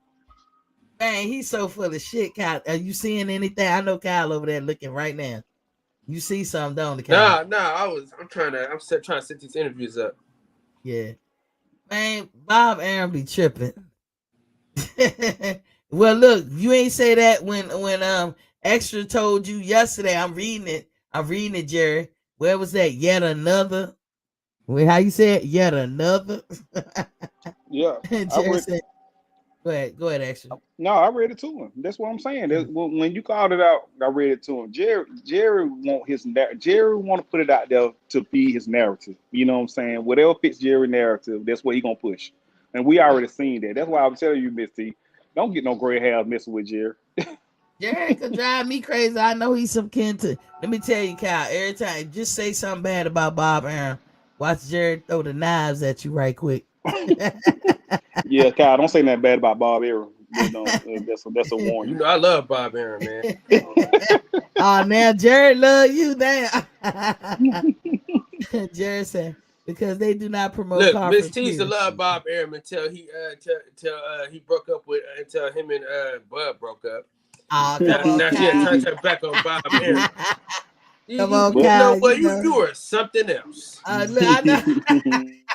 Look, I ain't had no feelings either way. When he started talking about my man Crawford, I was like, man, who is this gaze ass motherfucker? He Hey, said did you they. get to meet Terrence Crawford that day? Yeah, I did. I did. You talking about that hotel? I saw him. I took a picture with him. Yeah. Shout out to Kyle Davis. Yeah, yeah. Don't We was don't all at the don't fight. don't let the people forget who set that up for you. Shout out to Kyle Davis. Well, look, we walked over to the hotel where they were, but that's my second time meeting them, Kyle. Oh, okay. My first time meeting was in 2015, and he was the same nice man that I met back then. Jared said they have a agreement. Jared, you in this word? Listen, Jared, when you have a word, when you want to say a or an, it goes by the next word. If the next word starts with a vowel, you have to say an. You are fucking me up with this capitalized a, and maybe you learned that at Harvard, and I just didn't get that lesson. Hey, if so, I stand corrected. He said they have a agreement to co-promote fights cars, nothing more. Period. Yeah, he see how Jerry like to belittle Crawford. Jerry, what's the problem with Crawford? They have just to co-promote, nothing more. Man, that's a lot right there. But Let's see how much song you got on your show today. How much you? How much song you got on your show? How much show? How much longer do you have on it? Oh, probably like 30 minutes. I try to do 2 hours or less. Okay. I'm about to do I'm bringing back Wire Wednesdays, but I'm doing it at 6 o'clock. So when you in your live stream, that's when I'm gonna go live. I'm gonna just stay here until you in yours. Okay. I fit with 6 o'clock California time. Mm-hmm. Oh shit! I'm gonna say Which 6 o'clock. I'm looking at 9 o'clock down here. I'm like, yeah. damn, what Kyle it? That's 3 o'clock our time, right? So I'm gonna put 6:35. Okay, that's like 3 some our time. Yeah. So basically, Yeah. So I'm swing. I'm this swing on over there. episode Then. is gonna be about. We're just gonna be introducing the characters. I'm gonna just introduce all the characters from the first season, talk about the first season, and then next week we're gonna actually watch this show together and chop it up and go over it. Well, if you're doing it like 3 some, I might could catch you every day. You know, them late nights, man. You don't even go to the barbershop no more. I be sleep, man. I be sleep. I got to sleep. When you start going to sleep so damn early? Man, look, my daughter getting married in 2 years. So I do a lot of odds and ends, looks like side hustles. You know I've been retired since like 2012, y'all. Her getting married, what they got to do with you? Means I need to make money because I can't rely on them niggas. You know what I'm saying? I'm just joking. You know, the father of the bride, you got 3 daughters, right? You better save your ducats because the father. Yeah, you ain't the father of the bride. But I am the mother and the father. I did it by myself, Cal. Nah, man. Who she marrying, man? You better have some money out here in these streets. Shit. It still don't change the tradition. Nah, ain't no tradition. Shit. It is tradition. Who taught you that tradition? Who taught you that? I'm an American. It's a patriarchal society. That's what taught me that tradition. From where I come from, that ain't black folk tradition because me and my wife had to pay for our own wedding. I wish a mama and daddy did step up for us. I know the Cal with them 3 daughters, you gonna be paying too. Oh. No, they finna have a rich husband. But y'all know I want to do my part. I can't rely. I'm not talking bad about him. He's come a long way, but I can't rely on him. So I have to do what I got to do. You know what I'm saying? So you messing up our YouTube community for a wedding that you ain't even planning. Dude, this is my daughter wants to be a princess. And she you better tell her that. Tell her that she about to have that. Listen, she doing that too. She doing that too. She got proposed at Disney in front of Cinderella's castle with the fireworks, her and him, and they gonna have their wedding probably in Disney. So she gonna be a princess, and I'm gonna give it to her. They got their own house. They will. Not yet, but they will. They about to. So you gonna pay for this expensive ass wedding before they own a house? Well, no. We both gonna get it together, but they young. I don't know where they're gonna end up living for good. But I don't think they're gonna buy a house right now. But they're gonna have. So you gonna pay for this expensive ass wedding without no property? Sure am. Man, shit. Sure am. Shit. She gonna get the Cinderella carriage.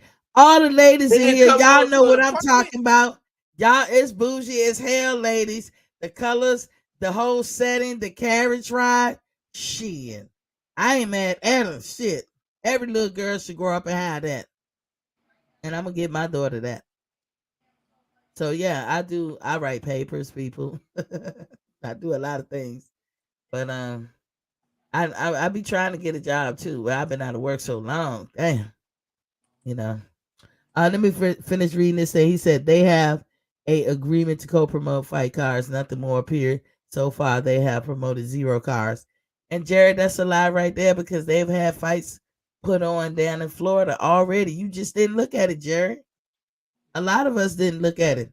He said, I got no camera on my PC. I think you need that, Jerry. Because we want to dig in your ass. You don't need no camera. How you going to come on here? Like how would he beam in? All he needs is the microphone. You got a microphone, Jerry? Man, you got a cell phone? What is going on? This dude been chatting all along. I know he using a tablet or a cell phone, extra, because Jerry get a chat on. And I dropped the link. All you gotta do is hit that link, Jerry. Yeah, Jerry old fashioned, man. Yeah, he want to do the landline. Yeah, he got that landline shit going on over there. Jerry still got that phone the rotary phone. Yeah. that you spin around and shit. You know anything about that car? That damn rotary phone. That was Jerry. Yeah. He got that shit. He got that shit. Man, That's why we call him Bob he Arum. got the Yeah. The 1800. Oh shit. That's why we call him Bob. Look who in this motherfucker. Look who in here. Oh shit! Finna be a war Jerry. starter now. He finna be a Yeah, war Oh my starter. God. Who is this? Jerry? yeah. That ain't no That's damn right. Jerry. Is this That's Jerry? right. Oh, Oh, I'm he up shit. is in this Jerry. bitch. Yeah. God, Yeah. Jerry. God damn, Jerry, you finally don't know Jerry, how you to work got that shit. look. You got the flow, Jerry. Handle your business. What you gonna tell us? Start your Oh, line boy. right now. Yeah, start that I bullshit, don't, Jerry, that you be spitting. I don't know why y'all be hating on me. Uh, when I can't get it up in the chat, but I'm up in this bitch now. that What ain't you Bob got? Well, You Arum or got his cousin. that ain't uh, Bob Kyle. Nah, hell no. first off, let me set the table straight by telling you what I've told you before. Bud Crawford Good is man. probably my favorite fighter. I love me some Bud Crawford. Nothing would make me happier than if Bud did have a promotional deal. The first time we ever talked about Bud having a promotional deal, we were talking about this Bud and Spence fight, and I told you that Bud doesn't have any leverage because he doesn't have a network and he doesn't have a promoter. You interrupted me, like you often do, and said, "Hold on, Jerry, Right. hold on. Bud Crawford is signed with Intro Box and Fox Sports and Disney and yakety yak." But I knew right then and there that he did not have what we call a promotional fight deal. Because if he had, I would have known about it and it would have been reported on. So I didn't bother with it, but you kept saying it. So the other night I looked into it, and what it is exactly what it is. He has a deal to partnership and co-promote fight cards, I guess regionally in Florida, along with Jake Paul, who also has a deal with the same company. They haven't done any fight cards, but it's not my only thing. And all I'm trying to say is it's not a fight promotional deal. They don't promote Bud, nor do they have any fights lined up for him or any years on a contract. It's not what it is. It's Bud likely has a promoter's license, like so many of these fighters do. And it's a deal for him to co promote fights there. That's what I'm saying, and that's what the facts are. And Jerry, if you look at my video that I did, I read verbatim what it is and everything from not from T's mouth. I didn't create the sentence. I read what I pulled up and showed also on my show. What the deal is. He is in partnership with these guys, and they also said if Bud want to use us, to promote a fight, to show the fight on our network and whatever, he's more than welcome to do it. They said he hasn't done so thus far, but he is more than welcome to do it. You guys, I'm answering the question of when a lot of people be like, Bud a free agent, he by himself. He don't got no network. He don't got this. I'm like, he got shit at his disposal. Well, Okay. the thing is we don't know that because we don't know what Introbox. They don't have a network Oh, neither. We they, don't know they, that they have they network with dates. Bally's. They with Bally's. How Well, many? that's Y'all gonna have to fine. go. Y'all gonna have to go But see my show then. I can't. I there's a can't there's a explain it. distinction between being a partner to co-promote fights and being signed to them as a He fighter to them exclusively to he them is to be a promoted. partner. He's in partnership with them, just like AJ just signed a partnership with the Zone. And Sky Sports did AJ's last fight. Uh, with the last fight that he gonna have with Usyk. Sky Sports won that bid. That's their last fight that they're gonna be able to show AJ fights. After that, AJ fighting on the Zone only. Not that he didn't fight on the Zone before, but now he's same kind of like similar thing that Bud just did. He's in partnership with them. He co-promote. He advertise. He does all that stuff. They are at his disposal. This is what I'm saying. Rather than everybody painting the picture like Bud is just out there stranded all by his lonesome and he just so desperate for somebody to help him out. Fucking PBC got a contract with Fox that's in jeopardy right now. I don't know the full details with that, but we don't know if they still gonna have a contract. But Fox Sports, who is a network, is about to become Bally's Sports. And if they want to put on a fight for PBC, guess what? It's all good because Bud is in partnership with Bally's, aka Fox. So he's not out here dangling. Okay, well, stuff. so far, Bally's has not. They've been absent entirely in this negotiation for this biggest fight of his career. So if they're about shit, they ain't done shit. And Well, they didn't say it's they very have to. clearly stated by their owner that it's a co-promotion. It's an agreement to co-promote. But That's what it Jared, is. you act like Nana Bud signed with them. That every fight he do, he got to do with them. I said partnership. Right? That's That's his. what I That's said. his.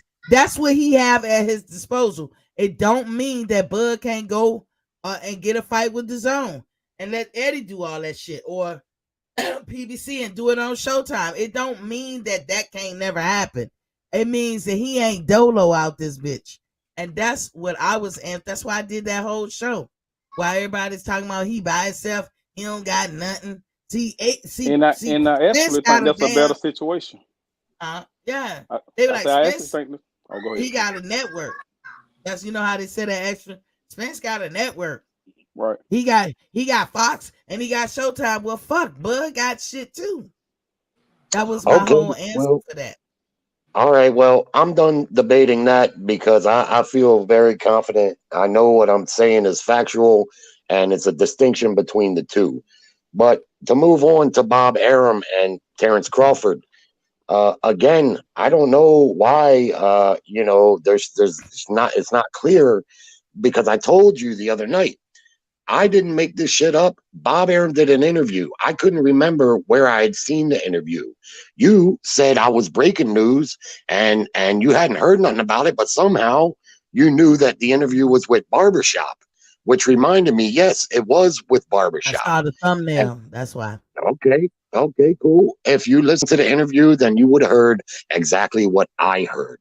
I only repeated what Bob Arum said. Bob Arum said verbatim that the first he heard of Bud Crawford suing him was right after the Porter fight. He got an email from Bud Crawford saying that he was partnered again with that international gangster, McKinney or whatever his name is, and that they were going to sue Bob for 11 million, something like that. And that Bob Arum said, and I mean, if you listen to the interview, this is what he said. He said that he filed to have the case moved to a federal court. In the The house. judge said no, the case can't be heard in federal court. It has to go back to the state level. Now, here's where you got to pay a little attention. I don't know Vegas law, but Bob Arum, I'm sure, does. And he said that the court case has to be refiled. You hear me? Refiled at the state level. And as of that date, it had been 6 weeks. It's now been 7. It had not been refiled. And he said, as far as he's concerned, and maybe it's wishful thinking, because I'm sure he has some time to do it, but since the case got denied the federal hearing, it has not been refiled. So let me ask y'all. Let me ask the whole panel this. So you got a case, right? You filed your case, and they took your case, and they said, yes, we will hear this case. Now, your opposition or the person that you filing the case against decides they don't want to have this case before this court or this judge or at this level. So this is an ongoing case. So in a case like this, Bob Arum would be the opposite of Terrence, right? So Bob says, I don't want my case at this court. I don't want it at this state level. I want it moved to the federal level. So in order to move it, you have to make a motion to the judge that's in front of you right now. And then I guess it goes elsewhere, just that and the other through the chain, right? the people in front of you right now come back with an answer. Hell to the no. It's gonna stay at the state level. And then you got to pay attention at what part of that whole scenario did when he put the motion in, then all of a sudden the whole case was thrown out of the court and all that because he put a motion in to ask that it go somewhere else. He got his answer. No, it stays here. So how do you have to refile something that's already open? That's number one. That happened back in February sometime, right? So February to June, mid-June, because Bob, you giving the number of 7 weeks. We're in August right now. 7 weeks ago was June. Is it not? 7 weeks. Anybody disagree with me? 7 weeks ago is June. So if that's not removal that you're talking about, when Bob tried to get the case moved to federal court and they said no, happened back in February. At what point in February to mid-June did the case need to be, it was dropped? Or that's what I need to hear. That's the only step that's missing. What part of that area is where the case was dropped? And then in sometime in the second week of June, Bob says, oh, since they dropped the case, he got to refile it. Because I haven't heard shit from February to mid-June saying that the case was dropped. That's what I'm talking about. Well, all you got to do is do like I did and listen to the interview, because I didn't say 6 weeks. Bob Arum said 6 weeks. I know you didn't. That's what you was going by what he said. I know that. Jerry. I'm going by what he said. And we can't discount what he says because he is the plaintiff. He is a lawyer. He has big time lawyers that work for him. And he's been doing business in Vegas for over 50 years promoting fights. So and if he is a liar and he is a crook and he's been doing that for maybe he is. Years. But maybe he is. And I'm not saying that the case is not pending, but that's what he said. And we can't discount what he says simply because he's a liar. Because, well, I mean, that's fine. Because in the end, we're going to find out anyway. Mm-hmm. But all I know is what he said. And he is a lawyer. He is a fight promoter who's been promoting fights in Vegas for 50 years. And that's what he said, not what I said.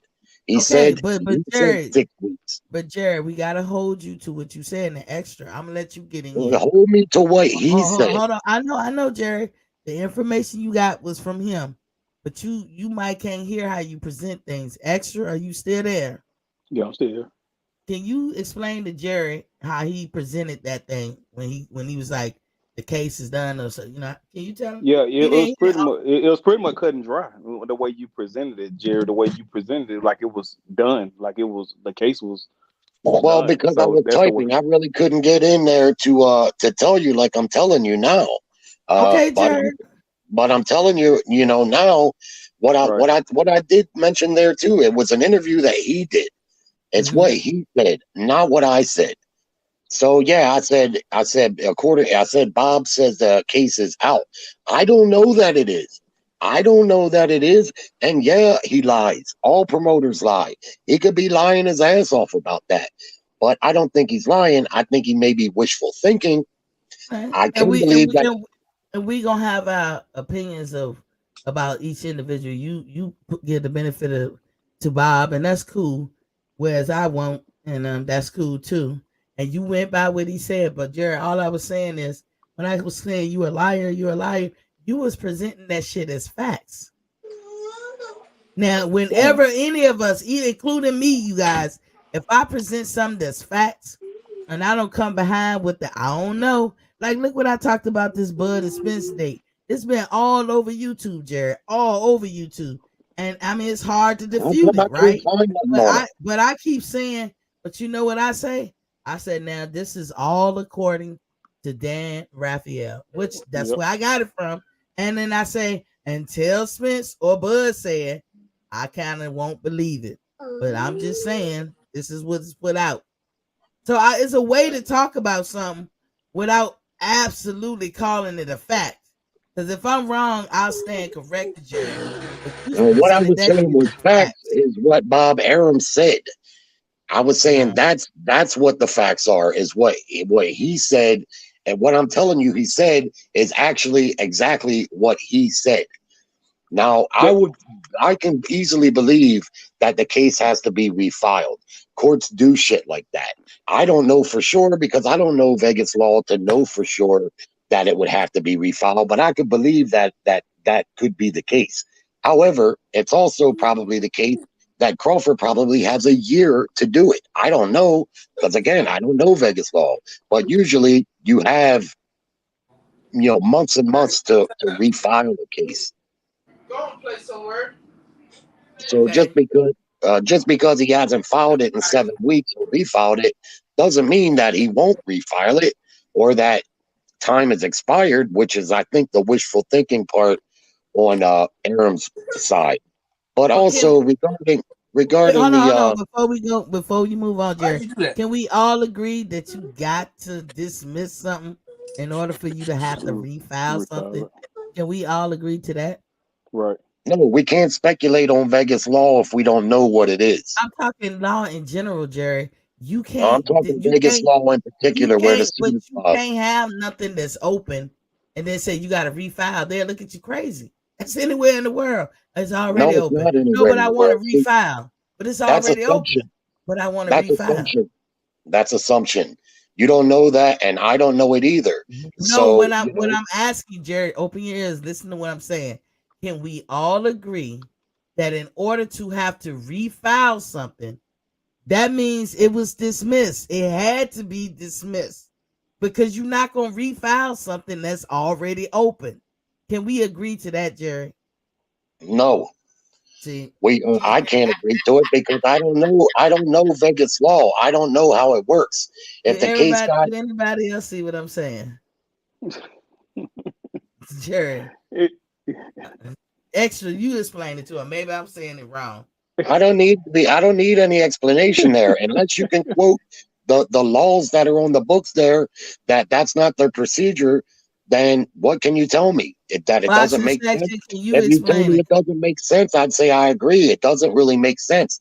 But courts do stuff like that. I don't know. It's what Aram said, I'm and not Aram is saying that the qualified to court say. didn't throw it out. no. I'm giving you the benefit What, of the doubt that the court could have threw it out, or Bud could have threw it out, or Bob could have had it thrown out.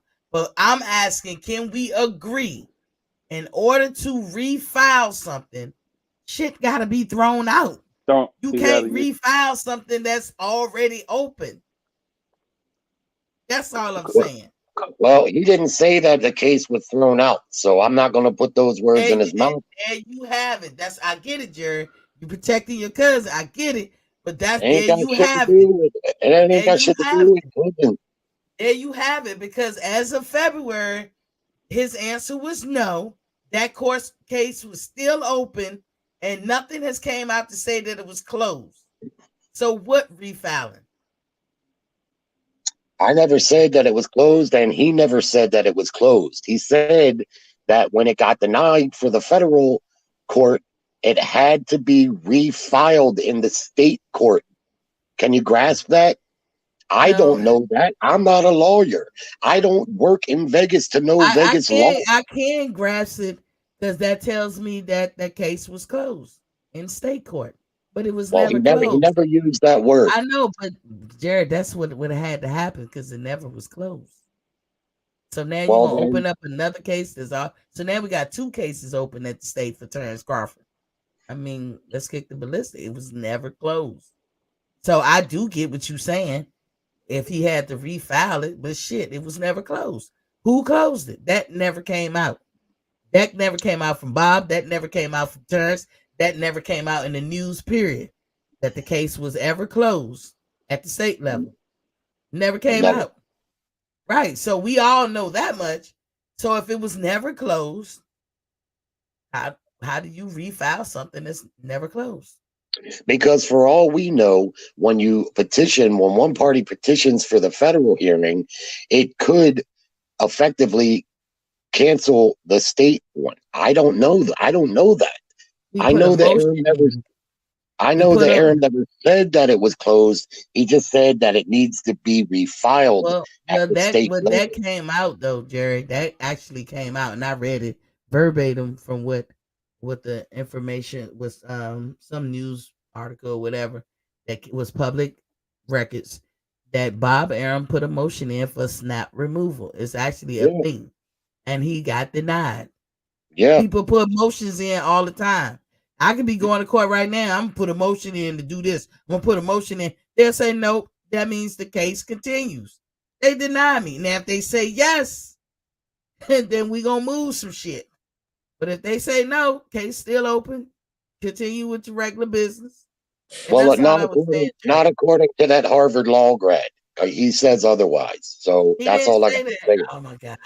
He did Okay. say that. He Extra, said that did it you has want to to be refiled at the state level. It has to be refiled again. did you I catch don't any of know, them and I'll tell you arguments, for the last time, Kyle? I don't know if that's true, but that's what he said.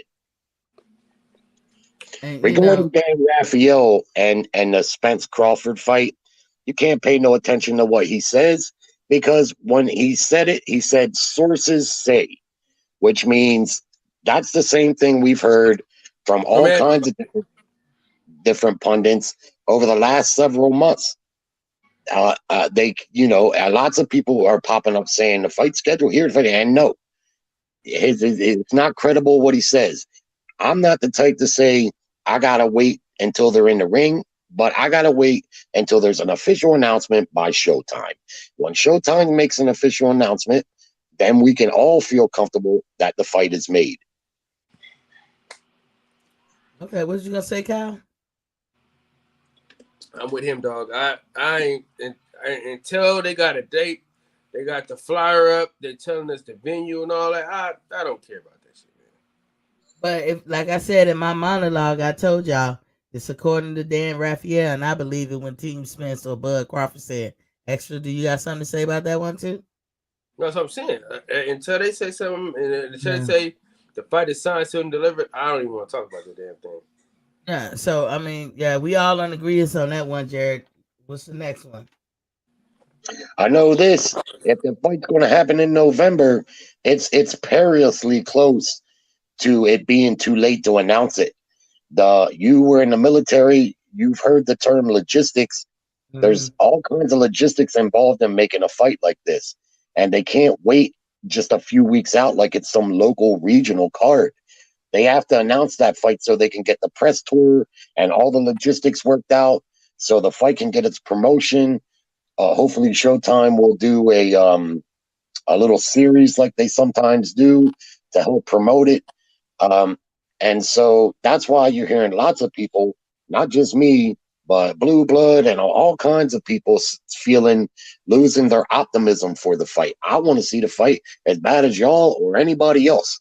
But I just know that I thought they would fight in the summer because they said that they've been negotiating the fight before Crawford and Arum split. So really, they could have made that fight for the big fight midsummer. But everybody claimed Arum was the problem, but Arum been out of the way for months. And so when the fight didn't materialize for midsummer, then people say, well, it's going to happen in the fall. Okay, well, I'm optimistic. I want to believe it's going to happen in the fall too. They say in November, mid-November. But what I know from being a fight fan for 40 years, that if that fight's going to happen in November, they have to announce it. There'll be an announcement coming any day now. They simply cannot wait any longer. They can't wait. They can't go no farther than August. They need at least 3 months. So they got to announce it within the next week if it's gonna happen. You know what I'm saying? So it's got to be coming within the next few days if this fight gonna happen. And it can't be no more bullshit.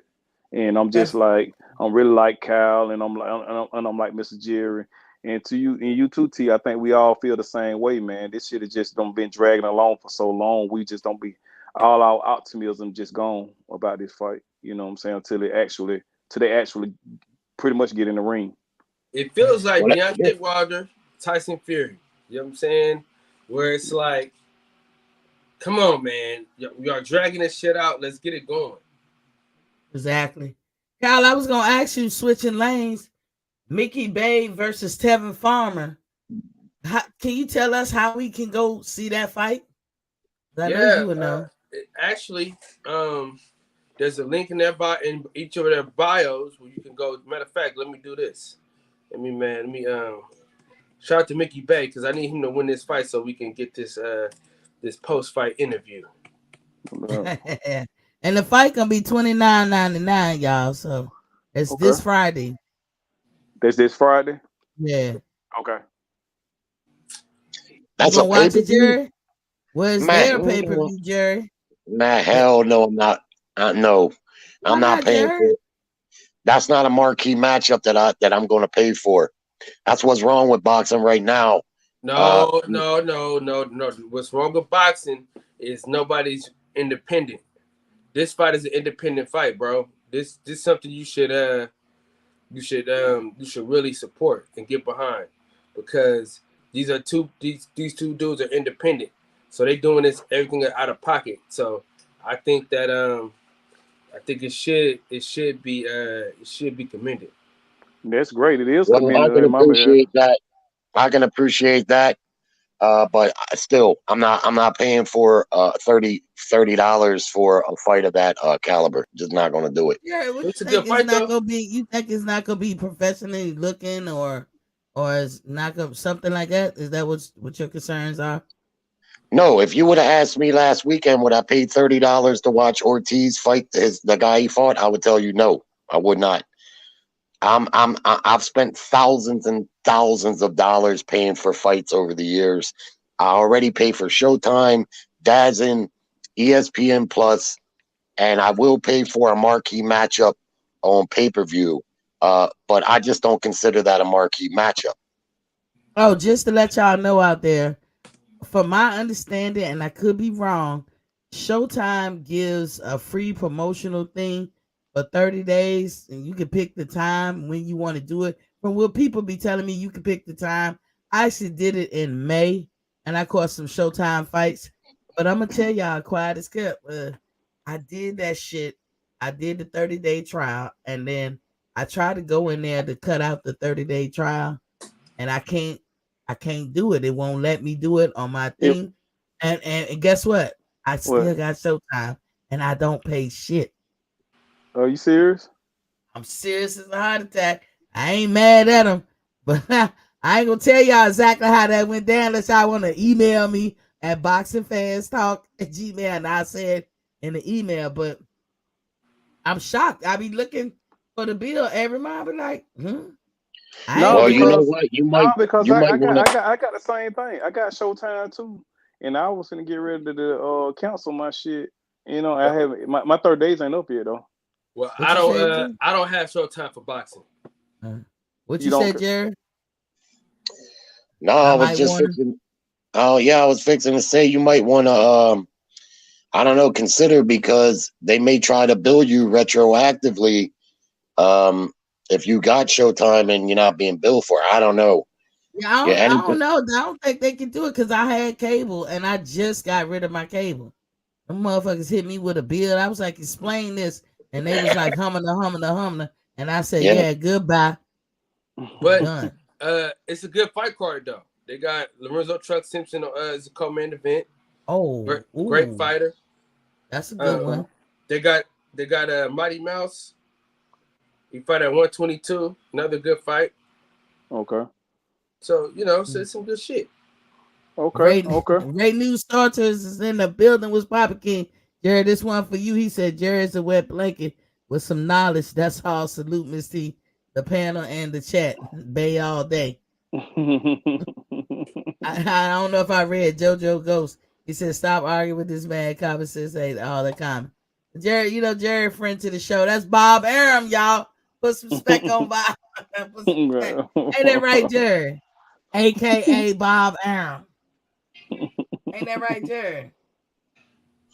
No, it's not right. You've told me that you believe Arum is racist, and it's really insulting when you keep aligning me with him. Jared, get out your feelings, man. No, it's just true.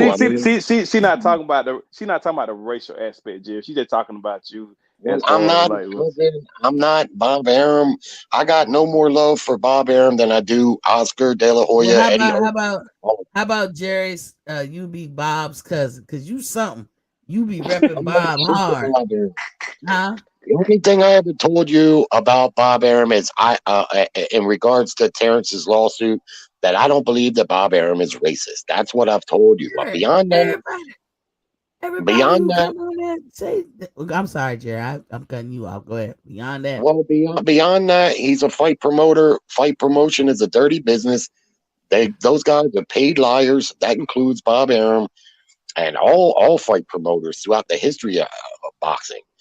They're sharks, and that includes Bob Arum. but But that's the only thing I've ever really said in defense of Bob Arum directly, is that I don't believe he's racist. Jerry, we have joked around about me calling you Bob Arum. Even, like I said, Quentin came up in here one day. He says, that Bob Arum? Jerry, everybody gonna think, most people think that. Not everybody. Kyle just said you wasn't. But you sound like him to me. And you be rapping them hard like a motherfucker. But today you in your feelings. Today you Jerry.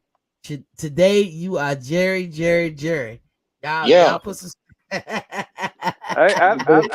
And me personally, it's just me. I can't, what I'm saying, I don't think Bob Arum is racist. I just don't think he promote black fighters well. That's just me. Yeah. But hey, I don't think that's been changing though.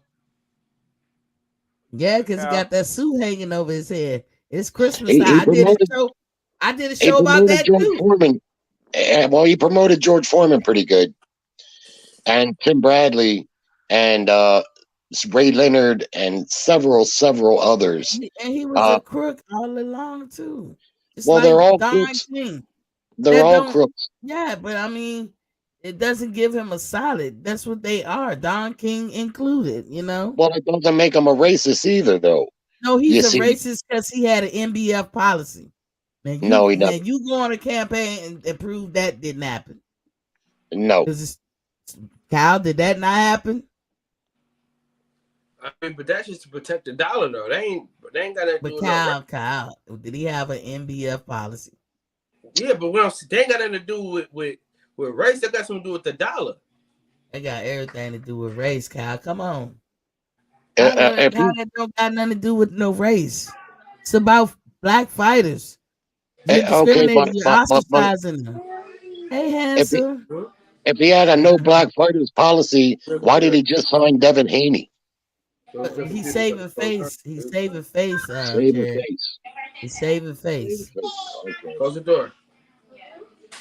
That's All all. right. Your son is handsome, Kyle. He's growing up too.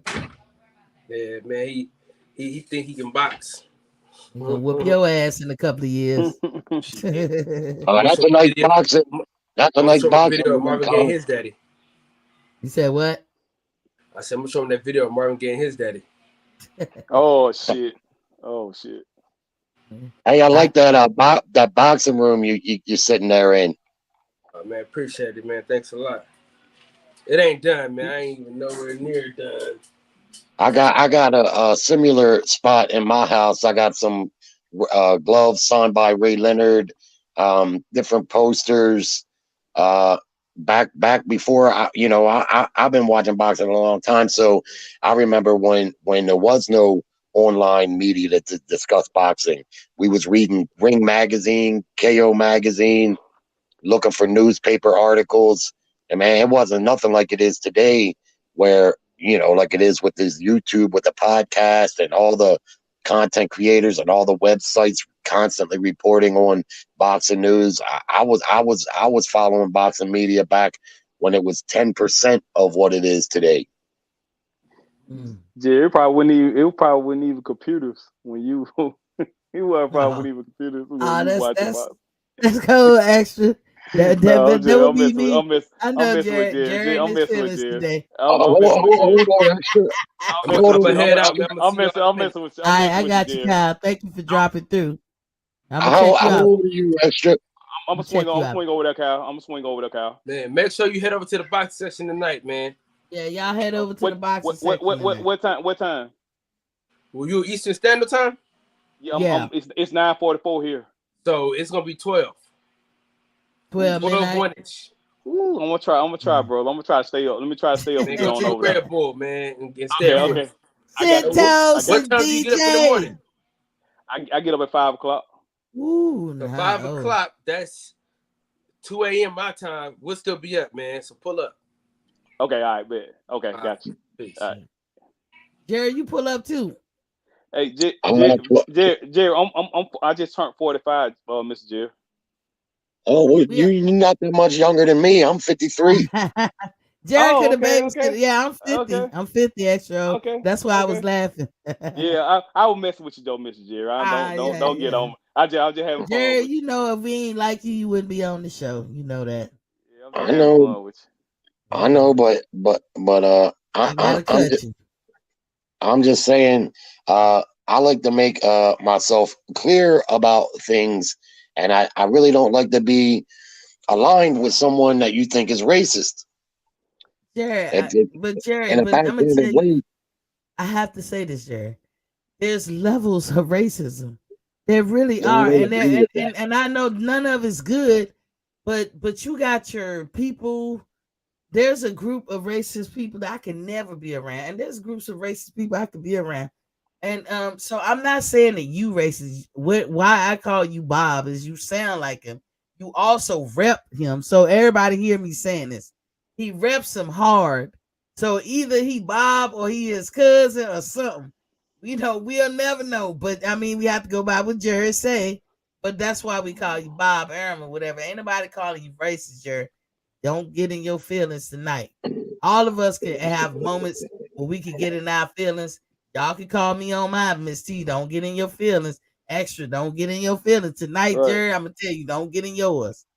What's up, Right. Extra? Okay, Yeah, well, where I'm from, Mr. Jerry, man, we poke fun. We poke fun at people all the time. That's just to show up. That's just to show, you know what I'm saying, that we like you. We poke fun at you. You know what I'm saying? That's just the way we roll.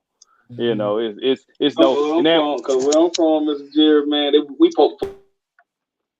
Jerry looking at us. Yeah, you got to turn it down in the back, Jerry, or put it on mute or something, but you just hear us through your connection. Jerry, you still there? Did we lose you? Extra, go ahead. Yeah. I was just hit. Mr. Jerry still there? He still there? He gone? He might be. He was trying to listen, I think, at the same time. Oh, okay, You okay. can't do that. But Jared Yeah. know now how to beam in, so we ain't gotta worry about this caller thing. I don't know how long it's gonna take me to fix that. So don't nobody looking for that number no time soon. But y'all could be beaming in. But what you think? Like I'm just to both of y'all. What y'all think about Chris Cyborg, who's making her debut at 37 years old into I boxing? I got to check. I got to check her out. I got to check her out. You know what I'm saying? I haven't seen it, so I definitely got to check her out. She rose with Bellator. She's a featherweight champion currently, and the person something Cocker, the president of Bellator or whatever gave her his blessings for her to go ahead and dabble in boxing if she wants to do that. Um, Okay. is it now? Y'all correct me if I'm wrong. I know DJ know this. He said phone died. I'll talk to you tomorrow. All right, Jared. We love you, Jared. Um, if DJ could correct me, but isn't Chris Cyborg the one who used to be a man, became a woman, or is that somebody else? I don't even know what this person looked like. Mm, Remember, mm. I don't know what this person looked like, y'all. So I ain't talking about this woman's looks. So I'm saying, yeah, that it was a person who used to be a man who was MMA, and I guess did the change, and then they start competing against women. The problem is once you go through puberty as a man, you're not reverting that shit back. Right. Your density, your man strength, that shit ain't going backwards. I mean, just like they castrated George Washington Carver, right? But he still grew up like a man.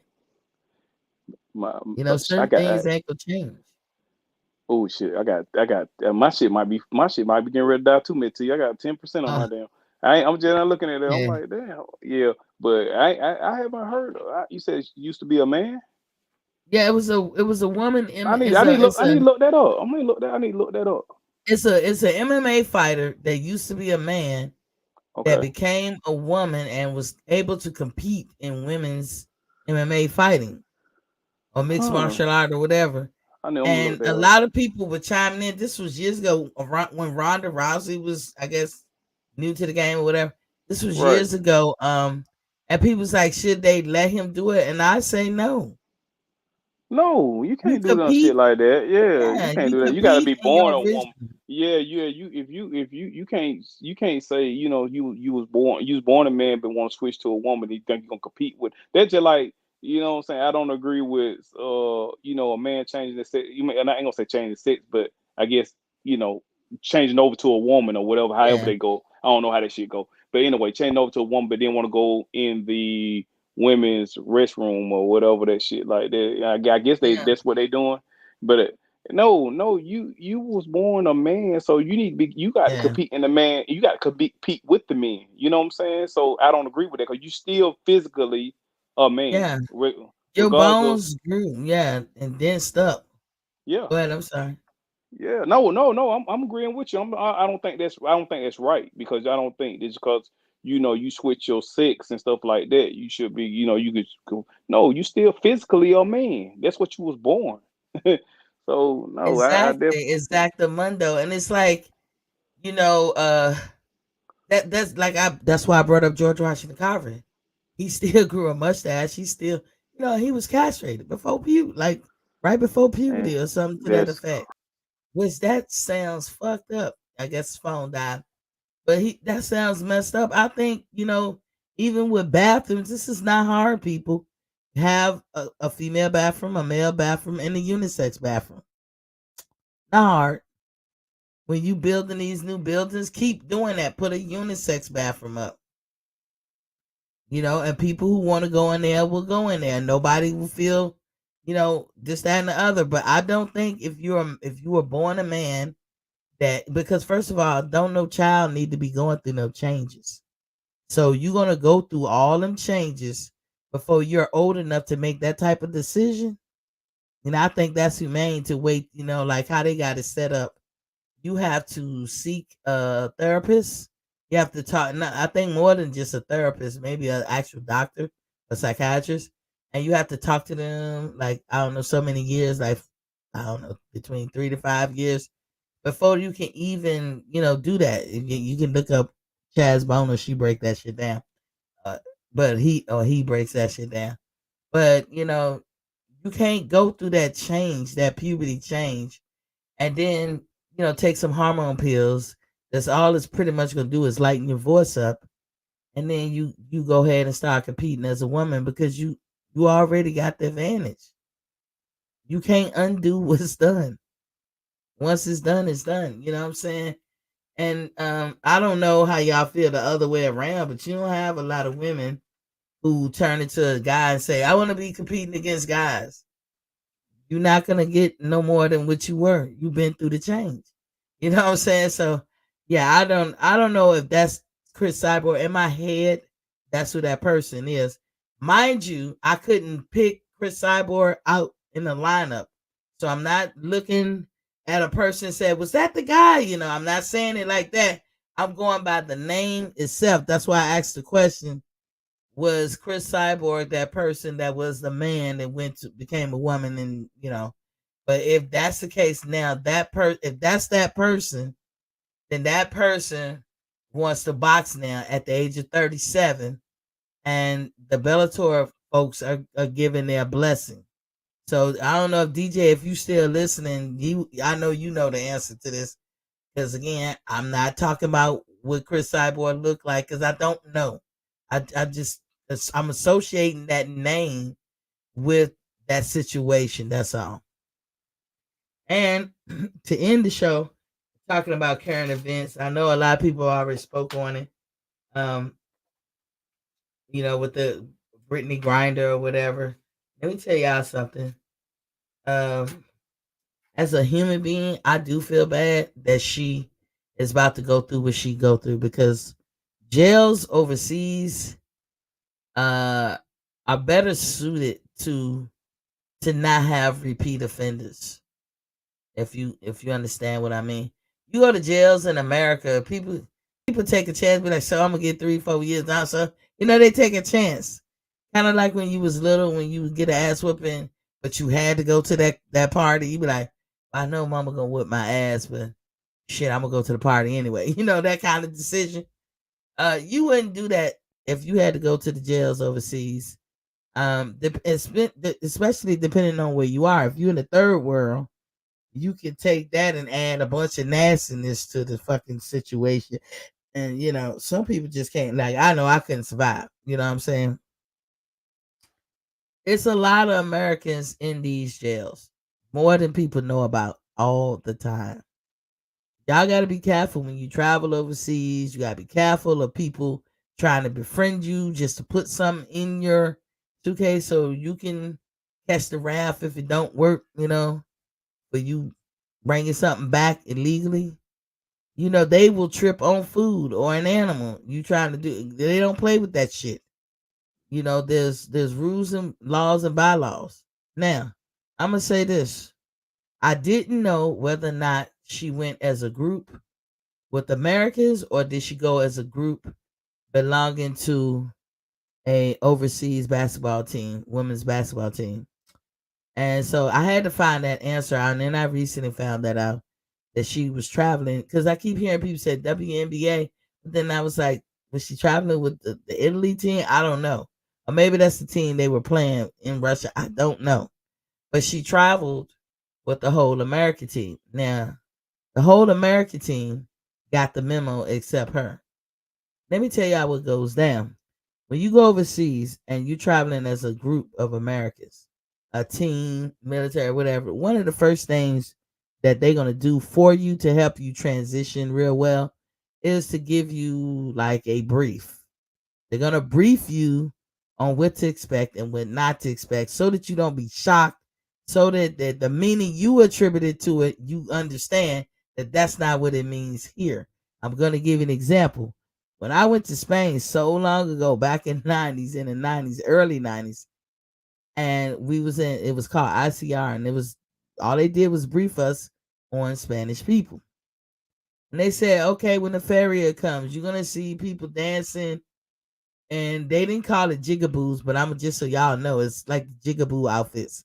The Aunt Jemima, Hattie McDaniel type, Gone with the Wind, maid type shit, you know, with the rag on your head and the black face. And I mean, they painted their face. They did blackface, and they was throwing their hands side to side like we eat chicken and watermelon, and the big lips and the big ass and the long ass slave outfit with the watermelon and shit. I'm telling you, had I just walked up on that shit, I'd have been like, what the fuck? And right behind that group, and it'd be all them different stereotype black folks with the black face, and these are actual people painting that shit on and dressing like that. And right behind that, would you know, I swear for Claude, if I ain't know no better, I would think the motherfuckers was Klansmen. But when I got that brief, I was made to understand that what I think and how I would have viewed that is not what it is. And I said, oh, so there was no incidents when they did that, because what it means to us means something different to them. And they've been doing that for a long time, despite anything that was going on in America. The Klansmen outfits were really religious type shit, or close to that. Like it meant something to them. And matter of fact, you can argue that the Klan took a page out of that book. You know what I'm saying? They copied them. But you know, again, if you didn't know nobody, you'd be like, what? Y'all just cool with this shit? You know, walking down the street like this? But the jigaboo shit and the Aunt Jemima parading down the street, and it's like 30 of them bitches in the parade. And you be like, what? You know, but we knew better. So when I say they give you a brief, had they not gave me the brief, or the other black people sitting in that office when we first get there, the brief, ain't no telling what we could have thought. Now, mind you, I got there like September, the end of September. I think the farrier wasn't coming until the next spring. Anybody said what the farrier is? Like a carnival. It's like Spain's carnival. You know, it's not on the level of Brazil. No, let me tell you that right now. But it's like a little farrier. They call it farriers. And right behind it, you got the little fair, like the little fair that visits different towns. with amusement rides and stuff on it. It's kind of like that. That's all it is. But I'm glad that they told me because I'm like, what? They also said it is normal for people to huddle together. Like you'll see two men with their arms like holding each other, kind of like a man will hold his woman's arm and walk down the street. Men be clenched up like that, and I mean clenched. But that's their way of whispering. In America, we gonna say, "Holy moly, what the fuck going on here? Who's sucking who titties over here?" That's how. I'm just joking, y'all. But that's what you would think. Like, what's going on over here? Reginald Peters said, "Oh my God," laughing. I'm like, yes. But if they never told me that's how people whisper, it doesn't matter your sex. You got two girls doing that. You have a girl and a guy, but that's how they whisper. Now, here in America, we be whispering, or we be thinking, some of us think we whispering all loud and shit. Damn, they're spitting and giving somebody a shower trying to whisper. But we lean over and we whisper in your ear. That's not how they do it. I had to learn that because, like I said, I would have been like, "Holy moly, what the fuck?" Right here in the open like that, Charlie. This was in the early 90s now, y'all. This ain't today's time. So all this progressive thinking wasn't going down back there. So, in the end of the day, they give you a brief. They will never let that team go over there without telling them the ins and outs and what you should do and what you shouldn't do and everything. Like when we pull up in China, they was like, "Hey, they do eat pets." Okay, roger that. Well, where can we eat? You better eat here. You better eat here. Cool. We pull up into Thailand. I hear about Boys Town. I don't get off the boat. I'm not spending no dollar in Thailand to got a place like that. No, I'm not going. We pull up in Singapore. Hey, you cannot chew gum. That's 15 lashes if they catch you. Well, what am I supposed to do? Well, why are they doing that and go on this campaign to try to figure out who, what, where, how? No. I needed to hear was they whipping ass with a whip if they catch you chewing gum in their country. It don't gotta make sense to me. But you see what I mean by a brief? Because they know our dumbass as Americans gonna do something that's gonna piss somebody off and it's gonna have dire consequences. So they have to tell you. So after I said all of that, do y'all think Brittany Grinder got a debrief before she got off that plane or on her way over there? Do you think that whole team got debriefed? For the folks who never been to Russia, here's what you need to know. Y'all think, and if she did, then how did she make the mistake? And then the question is she the only person on the team that's vaping? The only sole person in that whole team, including the staff and everything. So, yes, I feel bad for her predicament that she got 9 years because them shit's going to be hard. It ain't like America yet. You might actually have a floor. You might not have a floor. You might have a cell that's just as dirty. If they, if you got bugs and prop infestation, they don't feel the need to go fix that shit. It ain't like the States, y'all. She gonna have to adjust to a whole lot of stuff. So the human in me feels bad because I know as an American, she not gonna be used to none of that shit. She ain't gonna get no benefits of the doubt. And there's nothing that can be done. If there was, we would have had all our prisoners, American prisoners all over the world released. And I'm telling y'all, it's a lot. It is a lot. And I can tell you this. I ain't been to a country yet, and I've been everywhere where they have our problems like a bunch of repeat offenders. I mean, when you go to jail, you go to jail. And if depending on the family you got and the support system you got, that might be a somewhat bearable transition, jail, spending time in jail or not. Because like I know in Spain, they can give you bread and water. I'm not saying they don't feed you, but ain't gonna be no hella. They not gonna waste that much money to give you no hellified meal. But to those prisoners who get to eat, good cake or nice sandwiches or a good meal once a week or some shit, that's because their family brought it in. If you don't have that, you don't get that. See what I'm saying? They don't give you no fucking cable and no TV and all that. You don't get that shit. And if they say hard labor, you breaking rocks somewhere. And the code, they not trying to make sure you nice and toasty and nice and cool and something. They don't give a fuck about none of that. In America, you got it good. So that part of it is what I'm empathizing with her. But now that I've waited and looked at everything I can look at, I don't necessarily, well, not that I could control it or anything, but I really don't. It disturbs me to hear like anybody blaming the president or blaming anybody over here because there's nothing you could do. I can almost bet she was briefed. I don't know it, but I can almost bet that she was. This is what they do. And if you've never been out this country, you don't know it. This is what they do. They brief you because they need you to not misconstrue what you see versus what you already know. That's the whole purpose of debriefing you. And I gave you several good examples as to why those things are necessary. So I know they had to. But she made the choice to do what she wanted to do. You can't help people when they make their choices. So I pray that she makes it through and that these 9 years, I would say be swift, but that only makes me older. So I just pray that she makes it through. I pray that something happens where they might want to just go ahead and knock it down and just send her home. I don't know. But it's, what can you do? Everybody paying attention to this story need to know when you leave this country, all the rights and privileges that you normally have here, they go out the window. You have to find out what they do.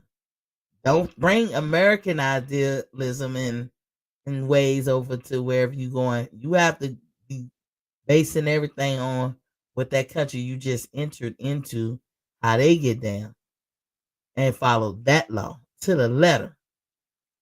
So, and check your bags before you turn them in. Like shit, when you pull up in the taxi cab or the rental car or whatever, I will shit right there on the ground. I'll take my suitcase, open that bitch, and go through it with a fine tooth comb and close that bitch back up. And then check my bags in certain countries and stuff. Cause you just never know. It might save your life. Cause some of y'all can barely handle a prison time here in the States. Me being one. Me. I volunteer. I raise my hand saying that I can't handle that. Don't want to handle that. But and I think that if I had to go to jail overseas, it'd be even worse. I raise my hand saying I can't do that either. So guess what I'm gonna do? I'm gonna make sure I dot all my I's, cross my T's. Other than that, I do feel bad for the lady, and all we could do is send prayers out to her. From Boxing Fans Talk TV, we send prayers out to Brittany Griner. Other than that, we had a festive conversation. Just please go and hit the subscribe button and over there at the boxing section. And if you're on the East Coast time, that's midnight time for you. But you can go over there and hit subscribe, even if you don't stay up late. Show your black love. Just everybody, whether you like them or not, just hit the subscribe button to any and everybody. That's what I do. But anywho, remember, guys, when you know better, you do better. Oh, look, I didn't play my commercial not once. Let me play it.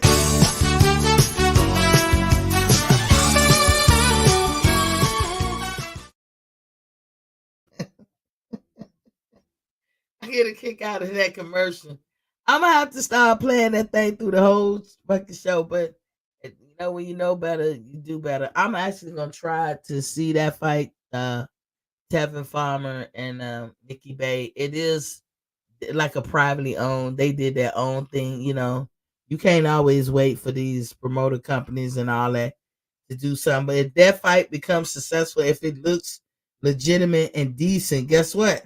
It's a hint and a half to get with those guys to figure out how they did it, and you replicate that, and that way that could be the answer to all this stalling tactics that is done, where we as the boxing fans are not getting the fights that we want. Remember, you don't always have to fight Mexican against black, white against black, or white against Mexican. You can fight your own race. You can fight Mexican against Mexican, black fighters against black fighters, white against white. We can mix it. Just fighter against fighter. But all this prima donna requirement bullshit before the fight have to happen. This is why, these fellas, I'm not saying it's the only reason, but that could be a reason why it's good to go the route that these fellas are going. They putting on their own event. They're not charging an arm and leg. These are good fighters, excellent boxers. So please support Mickey Bay versus Tevin Farmer. Go check it out. $30. You can spend that at a hamburger joint feeding you and your 2 kids. So check it out, y'all. And if that work out, shit, it might play to our favor as fans. You said play that shit again. Stay tuned to I can't even get it right. Stay tuned to our I forgot how I was saying that. Stay tuned to our commercial or whatever. Our sponsors. Stay tuned to our sponsors.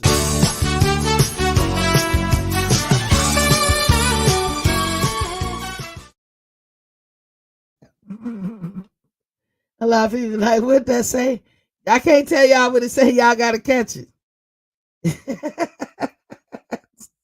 Y'all gotta catch what it say.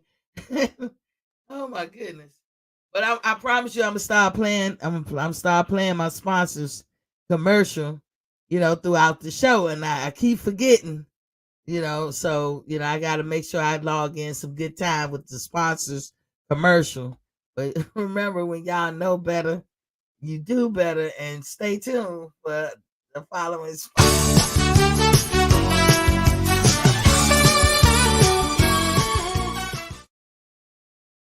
Well, all right. Oh my goodness. Remember, when you know better. I ain't gonna play with y'all no more. I'll see y'all tomorrow. Peace. Thank you, Jared, for coming in. Jared, now you know how to beam in, so that's how I want you to come in from now on. Ain't no promise that I'm gonna be able to fix this problem because I don't know what I did to break it. Thank you, as always, oh boy, Extra O for coming through, chopping it up with me. Thank you, Kyle, from the boxing section for coming through. Thank you, Centos DJ, everybody. If I forgot y'all names, don't sue me. JoJo Ghost, thank you for joining. It's first time seeing you. Reginald Peters, Andrew Charles, Quentin, Big Fish, ATL, all of you guys coming through. PGH, just thank y'all for coming through. I appreciate it.